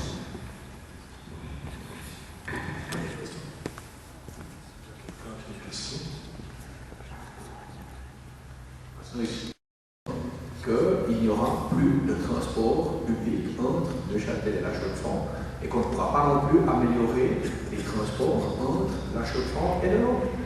Et au Grand Conseil, et Mme Locatelli s'en souviendra, contrairement à l'avis exprimé par la quasi-totalité des avocats du bar de ce canton, contrairement à l'avis exprimé par la grande majorité des juges de ce canton, j'ai voté le crédit d'études pour le déplacement du tribunal, pour la création du tribunal du canton à La Chaux-de-Fonds. Mais j'ai voté ça parce que je crois que la justice peut se rendre sur un site dans notre canton. Et si j'ai voté ce déplacement à La Chaux-de-Fonds, je n'ai pas en même temps donné un blanc-seing au Conseil d'État pour venir avec le transfert. En tant que chaufferonnier loi d'origine, le tribunal, j'ai assisté des débats dans le Conseil. Finalement, ça s'est passé plus sereinement qu'on aurait pu imaginer. Mais l'impression qui domine dans les montagnes neuchâteloises, par rapport à ces centralisations, toutes ces problématiques, il y a 5 ans en arrière, ça faisait 5 ans précédents, le Conseil d'État avait dit on met le site des enfants à La Chaux-de-Fonds. La Haute École d'Arc Ingénieur à Neuchâtel, c'est un peu donnant-donnant. Du coup, il y a une initiative qui a été lancée pour ramener le site Mère-Enfant sur le littoral, ce qui est maintenant chose entériné. Là, c'est très bien aménagé. Qu'est-ce qu'on récupère? En guillemets, là, c'est vraiment, je parle de la Vox Populi des montagnes. On récupère le tribunal, le service pénitentiaire, et puis, à terme, les déchets, puisqu'on va récupérer tout Saillot qui va être fermé dans le bas, enfin pas Saillot, le coton d'âme, et puis tout se brûlera. Alors, les opposants transport, vous répondez quoi à ce sentiment dans les montagnes où on a l'impression, on nous demande de nous déplacer, une maman qui doit se déplacer aux urgences pédiatriques à 3 h du matin, qui n'est pas motorisée comme ça. Vous répondez quoi? Comment vous voyez les choses? C'est ce sentiment qui est fort dans les montagnes. Et vous savez, ce sentiment, je peux le comprendre, mais dans notre canton, et ça a été dit dans le cadre des propos de M. Maté sur la suppression des gares, il y a aujourd'hui un district qui a autant de population que le district de la Chaux-de-Fonds. Et il faut le savoir, c'est le district Boudry. Le district Boudry a autant de population que le district de la Chaux-de-Fonds. Il y a une année, il y en avait un peu plus, cette année, il y en a un peu moins, donc on est égalité. Et aujourd'hui, si vous faites la Béroche-Neuchâtel, c'est plus loin en kilomètres que la Chaux-de-Fonds-Neuchâtel. Et le district Boudry ne revendique pas systématiquement d'avoir des infrastructures cantonales. Il y en a quelques-unes, c'est vrai. Il y en a un peu, mais il n'y en a pas ailleurs dans le district. Et je crois qu'effectivement, on doit jouer une carte cantonale. Mais aujourd'hui, pour vous répondre, M. Leroux, on a le sentiment que le train ne passe que dans un sens. On a le service des contributions est monté à la Chaux-de-Fonds, le tribunal montera à la Chaux-de-Fonds, le siège de la nouvelle compagnie des transports publics est à la Chaux-de-Fonds. Oui, c'est possible qu'il y ait eu un décalage. Mais je vous rappelle aussi qu'il y a, et là j'étais déjà né, non seulement j'étais né, mais je votais en 1983, le peuple neuchâtelois a refusé la décentralisation de l'administration. Alors tout change, tout passe, mais c'est aussi une réalité de l'époque.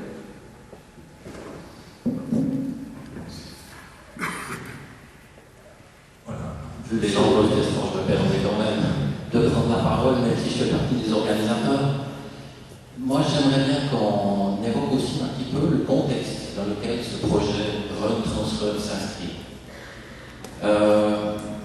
Transrun, c'est la liaison au bas.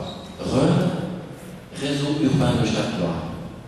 Je suis très souvent en déplacement à Bâle, à Zurich, à Berne. L'agglomération zurichoise, c'est probablement une population aussi grande que celle de notre canton. En surface, ça fait peut-être un peu moins que notre canton. À Zurich, presque personne n'a idée de se déplacer en voiture. Tout le monde utilise les transports publics. Les seuls qui utilisent les voitures, ils se retrouvent de 6h le matin à 21h le soir dans des bouchons continus sur la périphérie de la ville de Zurich. Donc on voit que le développement d'une région passe par des transports publics efficaces. Pour moi, le Transrun,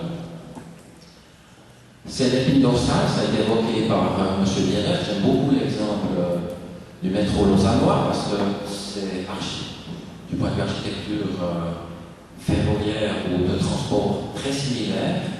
Moi, j'aimerais bien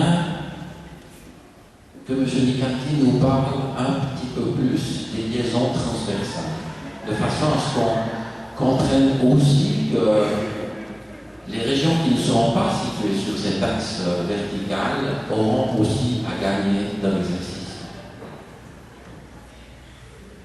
J'aimerais, pour répondre aux interrogations de M. Buy, évoquer deux choses encore. Je ne suis pas un adversaire de la voiture. Loin de là, je crois m'être suffisamment battu avec nos parlementaires fédéraux pour les contournements routiers du lot de la Chaux-de-Fonds. Le 26 septembre, on devra avoir la décision définitive du Conseil des États. Et c'est déjà en ordre au Conseil national, c'est en ordre à la Commission de transport du Conseil des États. Et ça la dernière étape devrait se jouer le 26 septembre sur erreur devant le Conseil des États. Donc je crois, là, on aura fait dans le domaine routier tout ce qu'on peut faire pour améliorer le transit de nos deux villes du canton, parce que la situation est dramatique. Première réflexion. Deuxième réflexion. J'étais ce matin à Berne pour en particulier parler transport avec les homologues des autres cantons. La vision que nous avons est concordante. Soleure, Fribourg, Berne, Vienne, c'était les partenaires autour de la table. Complètement concordant. Ce que nous souhaitons, ce sont des réseaux de transport public intégrés. Que le RER bernois soit complètement intégré avec le fribourgeois qui est à côté, avec le neuchâtelois qui est à côté, avec le bernois qui va jusqu'à Vienne, donc Jura bernois, etc. Cette décision, elle est prise, elle est conformée. Je vous promets qu'on travaille d'arrache-pied pour y arriver. Ce que je peux vous promettre aussi, c'est que si nous restons avec le système qui est le nôtre aujourd'hui, nous serons marginalisés. Pourquoi? Car nous serons une sorte, non pas de trou noir pour plagier, j'allais dire, les arguments des opposants, mais notre système de transport public ne sera jamais suffisamment performant pour nous permettre de nous ouvrir, indépendamment de l'axe nord-sud, y compris sur l'axe du pied du Jura que vous connaissez, sur les vallées, Val de Travers. Dans ces 919 millions qu'on vous réclame, qu'on vous sollicite, pour lesquels on vous sollicite pour parler français, il y a 30 millions pour doubler la voie de chemin de fer entre Baule et Chambrolien, pour vous permettre dans le Val de Travers d'avoir des cadences de l'IE. 20 millions qui sont prévus entre le Loge et la Chaux-de-Fonds. On est hors transfert pour rapprocher les trains par tous ces cadencements de l'IE. Et pourquoi? Ça nous permettra entre autres de valoriser aussi la ligne du pied du Jura, laquelle nous intéresse pour une ouverture non seulement économique, mais culturelle, existentielle, ce que vous voulez. Donc c'est ça le challenge. Et alors, on reste à ce qu'on a aujourd'hui, qui fonctionne, mais qui ne va pas plus que simplement fonctionner. Toujours personne se manifeste. Moi, j'aurais beaucoup de questions sur un cas. Moi j'aimerais quand même répondre à ce qui parce que ça finit par dire à ça. On va supprimer le train à 15 000 personnes. Si le oui l'emporte, nous serons les dindons de la face. Et le lundi matin, il y a des gens qui vont éclater de rire. C'est la baronnie des chemins de fer fédéraux. Parce qu'on dit les chemins de fer fédéraux. Ce n'est pas la Confédération, c'est un certain nombre de grands barons qui font comme ils le pensent et comme ils veulent, et qui sont même suffisamment habiles pour déléguer leur gens dans le système de Transrun qui fait qu'on va en payer l'essentiel. Je vous rappellerai qu'à Zurich, on va payer 450, et Zurich, on va payer 450 francs par habitant pour le RER. Nous, pour un Transrun qui n'est pas un RER, mais il faudrait une heure pour démontrer que ce n'est pas du tout un RER, on va en payer 3250 si tout va bien. Quand on parle de 14 milliards, on va plutôt finir à 5 000. Donc ça, il faut le dire. Les fribourgeois, M. Mikaki, il s'extasie devant le réseau RER fribourgeois. Ça a coûté 180 francs par habitant. Nous, ça sera au moins 4 000 francs par habitant. Mais il faut chercher là. En revanche, si on vote non, évidemment, le lendemain, non, ça sera, on aura divisé le canton en deux. De toute façon, on aura divisé le canton en deux, le résultat est très sérieux. Alors, si c'est le non qui l'emporte, si c'est le non qui l'emporte, il faudra bien se mettre au travail. Donc, on va commencer par attendre les élections cantonales. Il y aura un certain nombre de remaniements, on peut imaginer qu'un gouvernement qui aura été désavoué, les hameaux et les désavoués, il faudra revoir les choses. Et je pense qu'il y a dans ce canton suffisamment de gens intelligents qu'il faudra choisir, qu'il faudra prendre pour leur pondération, pour leur sens de la cohésion cantonale, de leur intelligence. Et bien, ces gens-là devront établir un livre blanc, essayer de voir comment on peut améliorer cette vie, comment on peut négocier. Et ça sera très difficile. Aller discuter avec à Berne, il faudra aller voir le Conseil fédéral, responsablement. On a un conseiller fédéral à Berne. Il nous a pas défendu, il n'a pas bourré. C'est un PNR comme moi. Vous l'avez entendu dans le débat? Rien. Eh bien, quand on a fait le train pour aller de Berne à Neuchâtel, on a passé par Marin. Pourquoi? Et pas par Kiel. Pourquoi on a passé par Marin? Mais pas par le monde. Parce qu'il y avait un conseiller fédéral qui habitait Marin. Eh bien, moi je dis quand il y a un conseiller fédéral qui est Neuchâtel et qui habite, eh bien, on va pouvoir l'utiliser. Je suis peut-être un peu machiavélique, mais ça peut être utile. Donc, si le non l'emporte, il faudra évidemment, ça ne sera pas facile, ça sera long, ça sera un chemin qui sera beaucoup moins cher et surtout qui gardera une certaine cohésion cantonale. C'est comme ça que je dis. Et j'aimerais rappeler encore une chose, les militaires, quand ils préparent une guerre, ils font toujours une guerre de retard. La question qui est difficile à voir, mais quelle est la guerre de retard du Transrun et des anti-Transrun? Je pense que la guerre de retard est dans le fait que les Verts, comme M. Keller, pensent que l'aspect énergétique est fondamental. Alors, le Transrun va quand même consommer plus d'énergie, mais je pense que le transport individuel, dans les 30 ans à venir, va devenir un élément bien meilleur marché énergétiquement que ce qu'il est. Et je suis prêt à parier que dans 30 ans, aller à la Chaux-de-Fonds en voiture de Neuchâtel, à 2 personnes dans la voiture, ça sera écologiquement pas moins cher que d'y aller en transport public. Et voilà, c'est ces choses-là auxquelles il faut réfléchir. Catherine souhaitait répondre et puis Madame Locatelli. J'avoue, je m'excuse, monsieur Macron. J'ai un peu les chaussettes piquantes. Plusieurs réflexions. Plusieurs réflexions. Effectivement, le RER fribourgeois qui est en voie de construction, ils y vont étape par étape pour moins cher. Je ne me souviens pas que dans leur système, il y a un quelconque tunnel, ils ne font d'améliorer une structure existante. C'est vrai, ça coûte moins cher. Alors, ce qu'on pourrait faire, on pourrait vendre la ville de la Chaux-de-Fonds, la ville de l'autre, je m'excuse, Madame Locatelli, pourtant je vous apprécie, on pourrait vendre ces deux villes à la France, ça nous éviterait de port lévrier. Désolé, j'ai une autre vision du canton. Ma vision du canton vise à intégrer, rapprocher ces villes du haut et du bas. Je m'excuse, là j'ai une vision du cantonal. Maintenant, dire aujourd'hui, M. Macron, avec les compétences qui sont les vôtres, que le transport individuel, hormis la marche à pied et le vélo, pas électrique, hormis la marche à pied et le vélo, seront moins gourmands en énergie qu'un transport collectif, je m'excuse, j'avais une autre vision de vous comme énergéticien.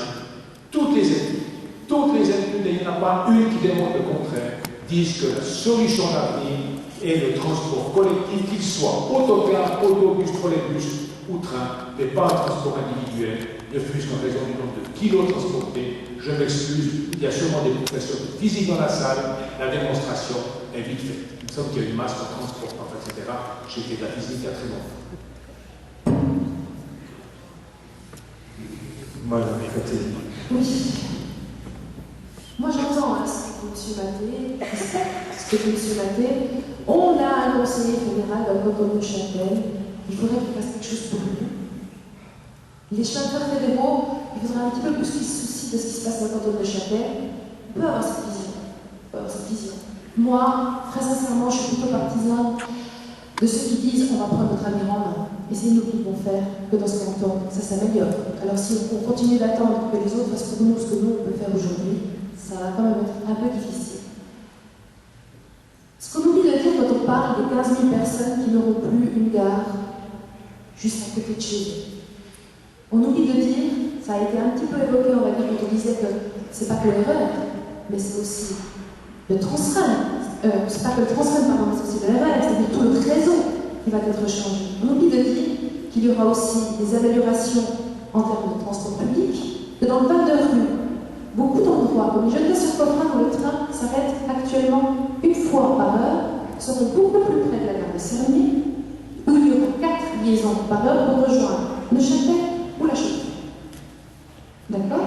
Donc, on voit que techniquement, ces personnes, finalement, elles seront mieux servies, même en n'ayant pas la gare dans leur propre village, elles seront mieux servies par les transports publics dans notre canton qu'elles ne le sont aujourd'hui. Parce qu'on ne parle pas de clivage au bas dans cette affaire. On parle de réformer les transports publics de l'ensemble du canton. Moi, personnellement, en tant que chauffeur travaillant en très grande partie à Neuchâtel, je regrette que ce débat il coule du côté du débat régionaliste. Je le regrette, parce que ce n'est pas ça. C'est un petit peu trop cher pour faire un débat régionaliste, mais tout d'accord, je pense.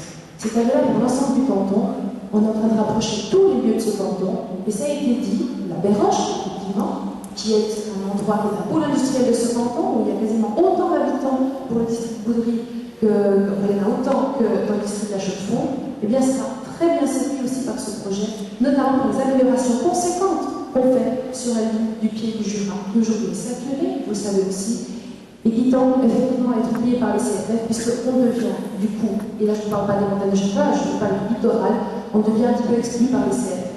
Donc prenons un peu notre avenir en main. Maintenant, ça a été évoqué, notamment au début et ensuite aussi, il y a des décisions de ce type-là, suivant ce qu'elles donnent dans les urnes, ça peut avoir une incidence sur le gouvernement. On parle beaucoup du gouvernement. Moi, j'en fais pas partie du gouvernement, donc je suis tout à fait libre pour vous parler. Les élections cantonales, ce n'est pas le 23 septembre. Le 23 septembre, on vote sur un projet d'avenir pour tous. Je peux vous dire que le gouvernement cantonal aujourd'hui, ce ne sera certainement pas le même qui siégera en 2023. tout cas, je ne serai pas pour eux parce que sinon, ça va faire beaucoup d'années et puis ils vont être nettement épuisés. Mais très sincèrement, c'est pas ça qu'on vote. Si on veut sanctionner, ou si on veut plébisciter le gouvernement, c'est en avril que ça se passe. Mais là, le 23 septembre, on vote pour notre avenir. Alors j'aimerais qu'on fasse. Si vous le permettez, je vais revenir sur la problématique financière. Tout le problème, c'est qu'on met 830 millions dans ce tube vertical, cette liaison verticale. Et on va supprimer une ligne, parce que je vous rappelle quand même, dans les autres cantons suisses, eux, ils sont plutôt en train de repartir à remettre en service d'anciennes lignes. Nous, on fait l'index, on démonte. Alors oui, j'entends bien, on va rajouter des bus. Dans toutes les régions, il n'y a pas de train, on va rajouter des bus, on va amplifier, je donne le réseau de bus, mais tout ça, mesdames, messieurs, ça a un coût. Et ce coût, ce n'est pas prévu dans ce montant de 919 millions. C'est ça le gros problème. Je vais vous dire quoi il est composé. Donc, comme on l'a dit, 830 millions le tube. Nous avons 9 millions pour le démantèlement d'anciennes lignes. Nous avons 22 millions d'amélioration de capacité pour la chaux-de-fonds et le locle. Nous avons 38 millions d'amélioration de capacité et correspondance pour le val de Travers et la réorganisation des transports, 20 millions. C'est ça la réalité. Et ces 20 millions vont concerner essentiellement la région du Val-de-Rue. Parce que là aussi, il va falloir accroître les prestations en matière de bus.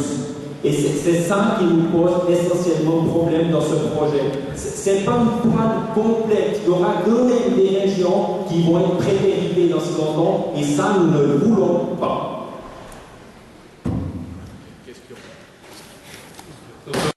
On en a un à 6 heures, le premier, et le dernier qui s'arrête à 18 heures. Donc, sur les trains, on a à partir de 5 heures jusqu'à minuit.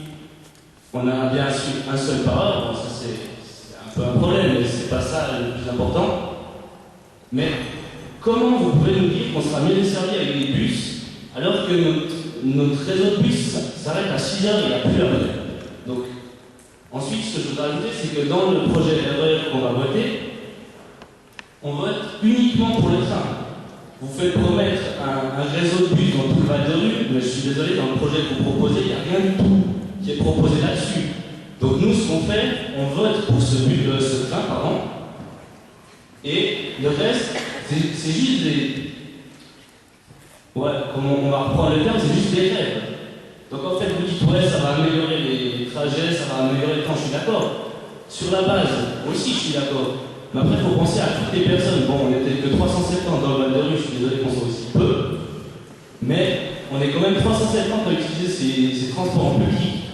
Donc si vous nous supprimez les trains, il faudrait au moins que vous puissiez mettre dans la votation quelque chose qui soit sûr et que vous nous promettez pour qu'on puisse justement faire le trajet soit Val-de-Rue-Neuchâtel ou Val-de-Rue-La Chaux-de-Fonds avec la même fréquence qu'avec les trains. Voilà.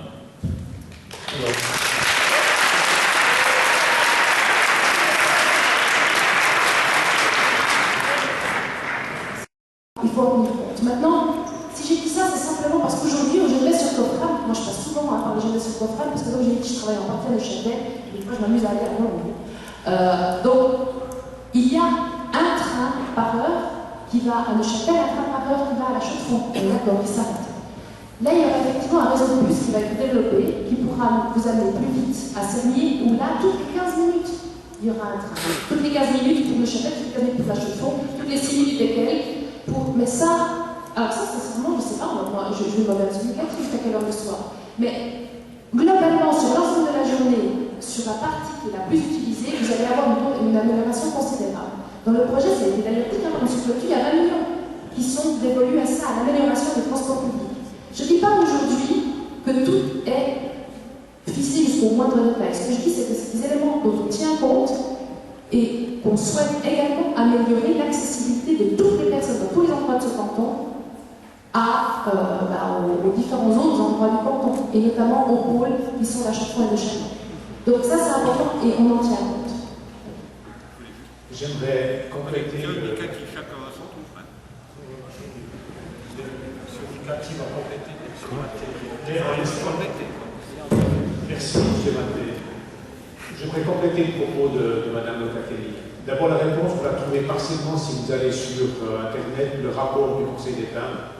Parce que on s'imaginez bien que la question est posée. On propose déjà 2 schémas de transport de bus qui pourraient remplacer la ligne de chemin de fer dans le Val-de-Rue. Donc, je vous invite, c'est les pages 33 et 34, allez sur le rapport, vous avez déjà été rencontré descriptif. J'aimerais juste ajouter quelque chose. Ce qui est important, et j'entends bien votre demande, monsieur, les applaudissements que vous avez eus suite à votre question démontrent que là, on est juste, c'est un problème sérieux. Qu'est-ce qu'on a fait dans le Val-de-Rue et on le fera dans les autres régions? On a déjà commencé par faire un sondage sur 5000 personnes, en leur posant 3 questions. D'où est-ce que vous venez? Où est-ce que vous allez? Et à quelle heure? Peut-être avez-vous fait partie des gens qui ont été sondés. Ok. Et il ressort de cette enquête que les 2 tiers des habitants du Val-de-Rue, un petit peu importe d'où ils viennent, il y a des résultats détaillés par commune, mais grosso modo, les 2 tiers descendent. 1 tiers monte dans les questions d'acheterie. Dans les 2 tiers qui descendent, 1 tiers va en direction de la gare de Neuchâtel, soit pour s'arrêter à la gare, soit pour aller plus loin. Vous me suivez juste là? Dans les 2 tiers et 2 tiers, si je peux m'exprimer ainsi, les 2 tiers qui descendent, 2 tiers vont en direction de la place publique.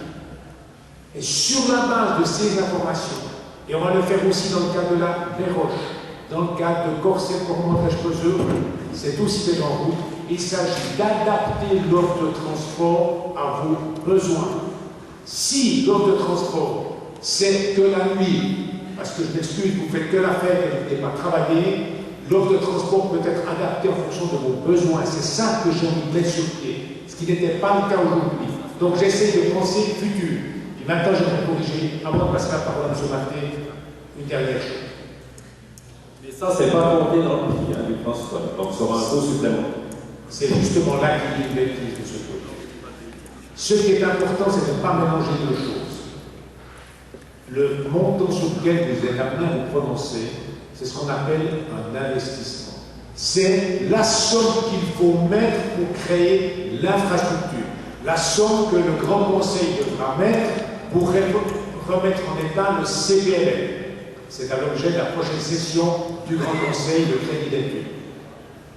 Quand vous aurez remis en état le CPLM, ce sera une somme, allez, à mon avis 15-20 millions qu'il faudra mettre, ça c'est des travaux. Mais après, vous avez ce qu'on appelle des coûts de fonctionnement, c'est-à-dire des coûts qui, année après année, se répètent pour faire fonctionner la machine. Les coûts de chauffage, d'électricité, ce que vous voulez. Il ne faut pas mélanger les deux dans ce qui vous est proposé aujourd'hui. Aujourd'hui, on ne parle que d'investissement. Ce que je peux vous donner comme information, c'est que les coûts de fonctionnement, donc les coûts qui, quand le système sera en marche, devront être payés année après année. Nous avons déjà des offres en ce qui concerne les chemins de fer, seront les mêmes qu'aujourd'hui, malgré l'augmentation de la cadence et du nombre de trains. Ce débat aura encore lieu après.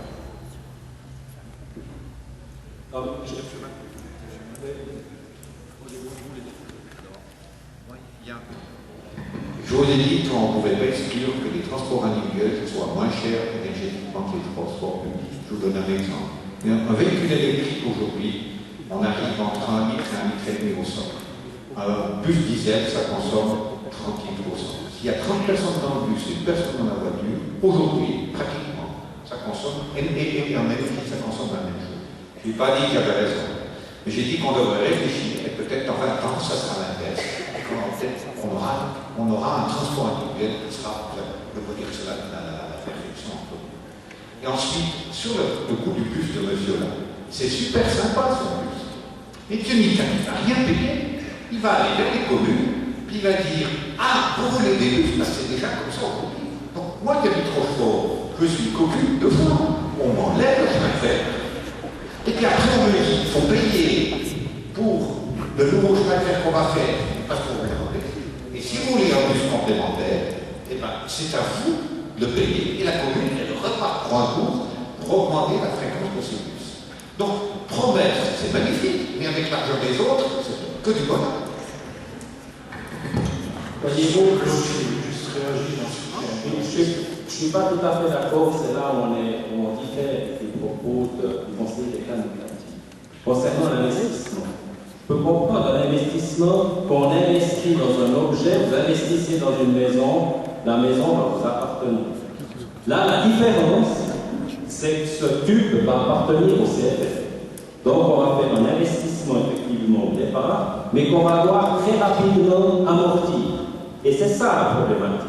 Et quand vous créez des amortissements en comptabilité, ben j'entends ça va quand même dans les comptes de fonctionnement, la charge de l'amortissement. Et c'est ça que je crains qu'on ne va pas avoir les moyens de financer, parce que je l'ai dit au début de la présentation, que nous n'avons pas actuellement 12 millions pour l'entretien de nos routes annuellement, et que tout à coup, dès 2014, on va avoir 20 millions, donc 12 millions le canton, et 8 millions par année des communes pour amortir ce transcom. C'est là la problématique. Et dès sa mise en service à partir de 2022-2023, on va passer à 31 millions par année, ce qui représentera la part cantonale à 18,6 millions. Moi, c'est ça qui me pose comme problème. Parce qu'actuellement, ce que l'on devrait faire, ce que l'on doit assurer, on n'est pas capable de faire. Alors qu'on prouve d'abord qu'on est capable d'assurer l'entretien courant du CPLN et d'autres bâtiments et de nos routes, parce qu'on a besoin de trains, effectivement, c'est pour l'avenir de ce canton, ça je suis tout à fait d'accord, mais on a aussi besoin de voies de communication performantes routes, parce que la matière première dans nos entreprises, elle vient encore par la route, et ce n'est pas le Transrun qui va apporter la matière première aux entreprises horlogères. Donc les entreprises horlogères, parce qu'avec le Transrun, on ne peut pas faire du ferroutage. On n'a peut-être pas étudié cette possibilité. Parce que ça, si on veut parler de l'avenir, ça ce sont aussi un point important. Donc moi je dis, on paye beaucoup trop cher pour ce que le Transrun peut nous offrir, et par rapport, j'en reviens toujours, à la capacité financière de ce canton. Si on avait assez mis comme Fribourg l'a fait, là, je parlerais peut-être différemment. Merci. Là, nous sommes dans un état. Merci. Le bus, il y en a un à 8h, le prochain il est à midi, puis l'autre il est à 6h. Alors comme je commence à travailler à 5h30, ben, c'est vachement difficile de prendre le bus. Donc j'ai dû travailler pour pouvoir me payer ma moto pour pouvoir aller travailler. Et le Transrun, enfin votre suppositoire, je pense que je vais pas en voir la couleur.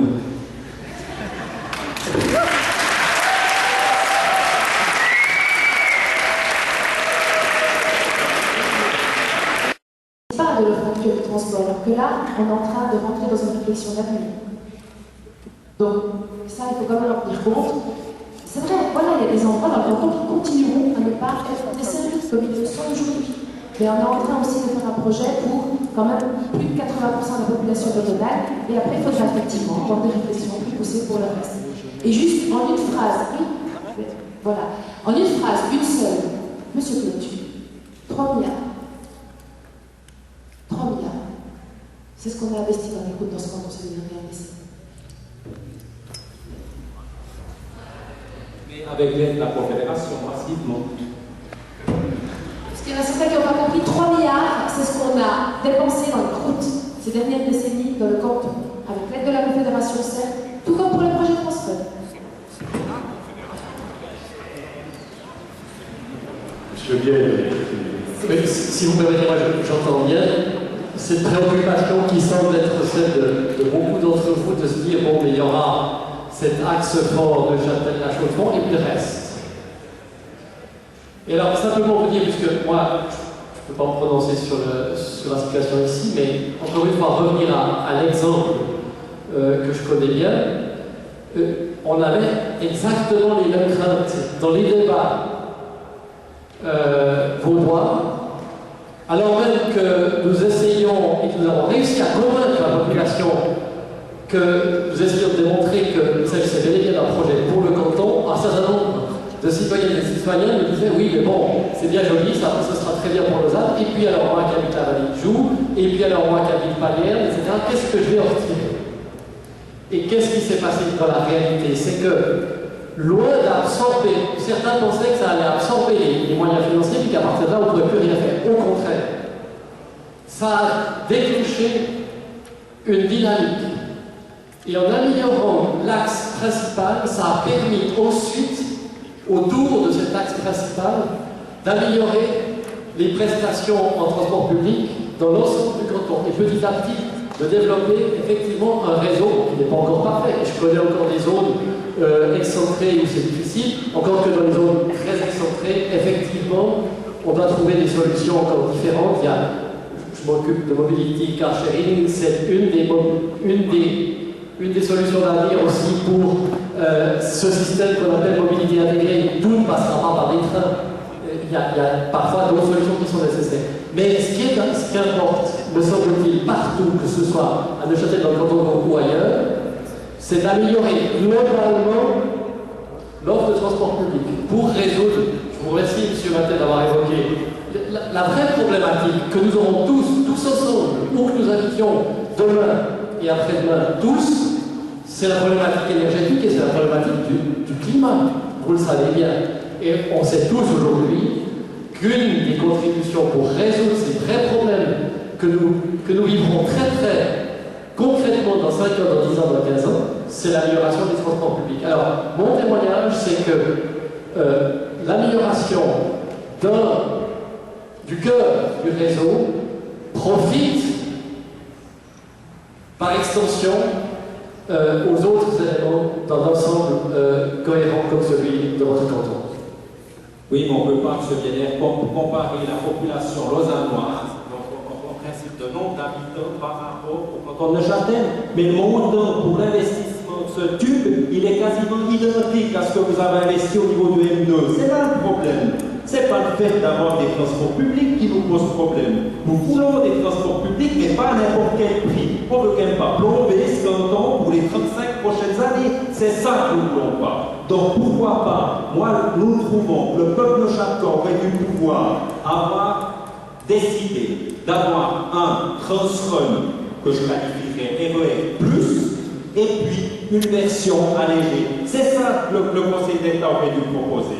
Et puis qu'on ait la possibilité là de choisir l'un ou l'autre. De toute manière, il y aura une version B, comme cela a été évoqué. Mais là, il y a des choses qu'on ne peut pas comparer. Et le cas lausannois, du reste, M. Nicatine l'a eu dit lors de débat, puisque moi j'ai assez souvent évoqué, j'ai dit, mais on va transporter avec le Transrun 11 000, voire 15 ou 16 000 personnes en fonction des prévisions, et le M2, 60 000 personnes.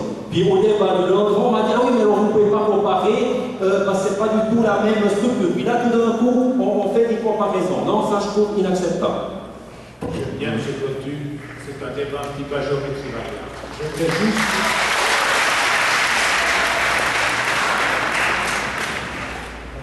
J'aimerais juste venir sur une carte que, bien sûr, ceux qui sont sur ma gauche ne voient pas forcément, mais qui est affichée là. Cette carte a été faite par l'université, alors j'imagine que les opposants diront que c'est une bande d'incapables, je m'excuse, c'est juste notre chaire aux sciences économiques. Cette carte, qu'est-ce qu'elle met en évidence? Elle met en évidence le potentiel de développement économique de notre canton en liaison avec l'augmentation de la mobilité. On vient de dire c'est bien, c'est des grands mots. Potentiel de développement économique, ce sont pour vous, madame, messieurs, vos éventuelles futures places de travail. Nous ne souhaitons pas uniquement augmenter la mobilité pour le plaisir d'augmenter la mobilité. On met en évidence, et été dit par M. Cotu, c'est le seul point sur lequel on est d'accord, que nous avions une population vieillissante. Alors on peut s'asseoir par terre et bloquer. On peut éventuellement prendre des mesures visant à changer cet état de fait, à nous repositionner pour rajeunir notre population qui a aussi pour but de garantir après nos rentes à vieillesse à venir. La carte que vous avez là met en évidence que si la mobilité augmente, il se créera des emplois. On peut faire toutes les économies qu'on veut dans le canton si on ne crée pas, à côté de celles-ci, des richesses, en bon français, des gens qui vont payer des impôts. Nous n'aurons pas de chance de nous en sortir. Moi, ce que je souhaite, c'est que vous puissiez, vous, trouver une place de travail demain. Demain, ce ne sera pas 2013, ce sera à compter du moment où le système fonctionne. Ce sera peut-être pour, j'allais dire, des plus jeunes générations du CPR. Et c'est ça, en fait, la question que nous vous posons maintenant, c'est de se dire, est-ce que vous souhaitez investir dans quelque chose qui est susceptible de marcher à futur, ou bien est-ce que vous voulez vous contenter de ce que vous avez aujourd'hui, avec tous les inconvénients liés à celui-ci, et c'est ça le pari que fait le conseiller. Mais je vous invite en tous les cas, que vous soyez pour ou que vous soyez contre, à vous exprimer le 23 septembre. Ça me semble important que vous, jeunes aptes à voter, ne ratiez pas ce choix, que vous soyez pour, que vous soyez contre.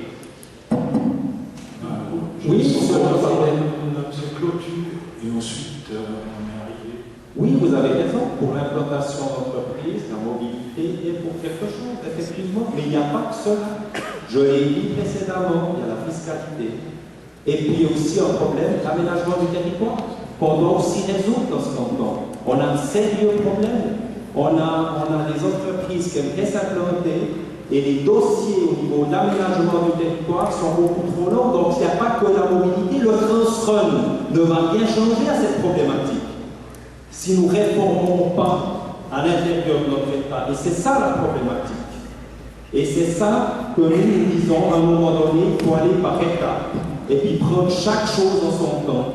Et nous ne disons pas que nous ne voulons pas de moyens de transport, mais on veut qu'on ait encore la capacité aussi d'investir au niveau des plans d'aménagement du territoire, au niveau de la fiscalité. C'est aussi un investissement, c'est aussi un pari sur le futur, parce que les autres cantons prennent aussi de l'avance, et je crois que le système suisse, c'est des justes équilibres. Et puis il ne faut pas déséquilibrer totalement le système, et c'est ce que nous craignons avec ce Transrun, c'est que nous déséquilibrons totalement le système. Mais surtout, comme l'a dit Claude Nicati, il est important d'aller voter, puis j'espère qu'on aura pu même vous donner, que ce soit les pour, les contre, quelques éléments pour pouvoir vous décider. Merci. Merci à vous, merci madame, messieurs, pour ce débat. Je ne sais pas si je passe la parole au directeur ou si je clôt tout simplement. Mais, très volontiers. En tout cas, merci beaucoup à vous pour ce débat passionnant et passionné. Il va encore animer la République quelques temps, même certainement encore après les élections. J'aimerais aussi profiter de remercier tous les étudiants et les apprentis qui sont restés ici jusqu'à cette heure et qui ont patiemment écouté, et j'espère avec passion aussi ces débats. Je vous souhaite d'agréables votations et je me réjouis de découvrir le résultat. Merci beaucoup.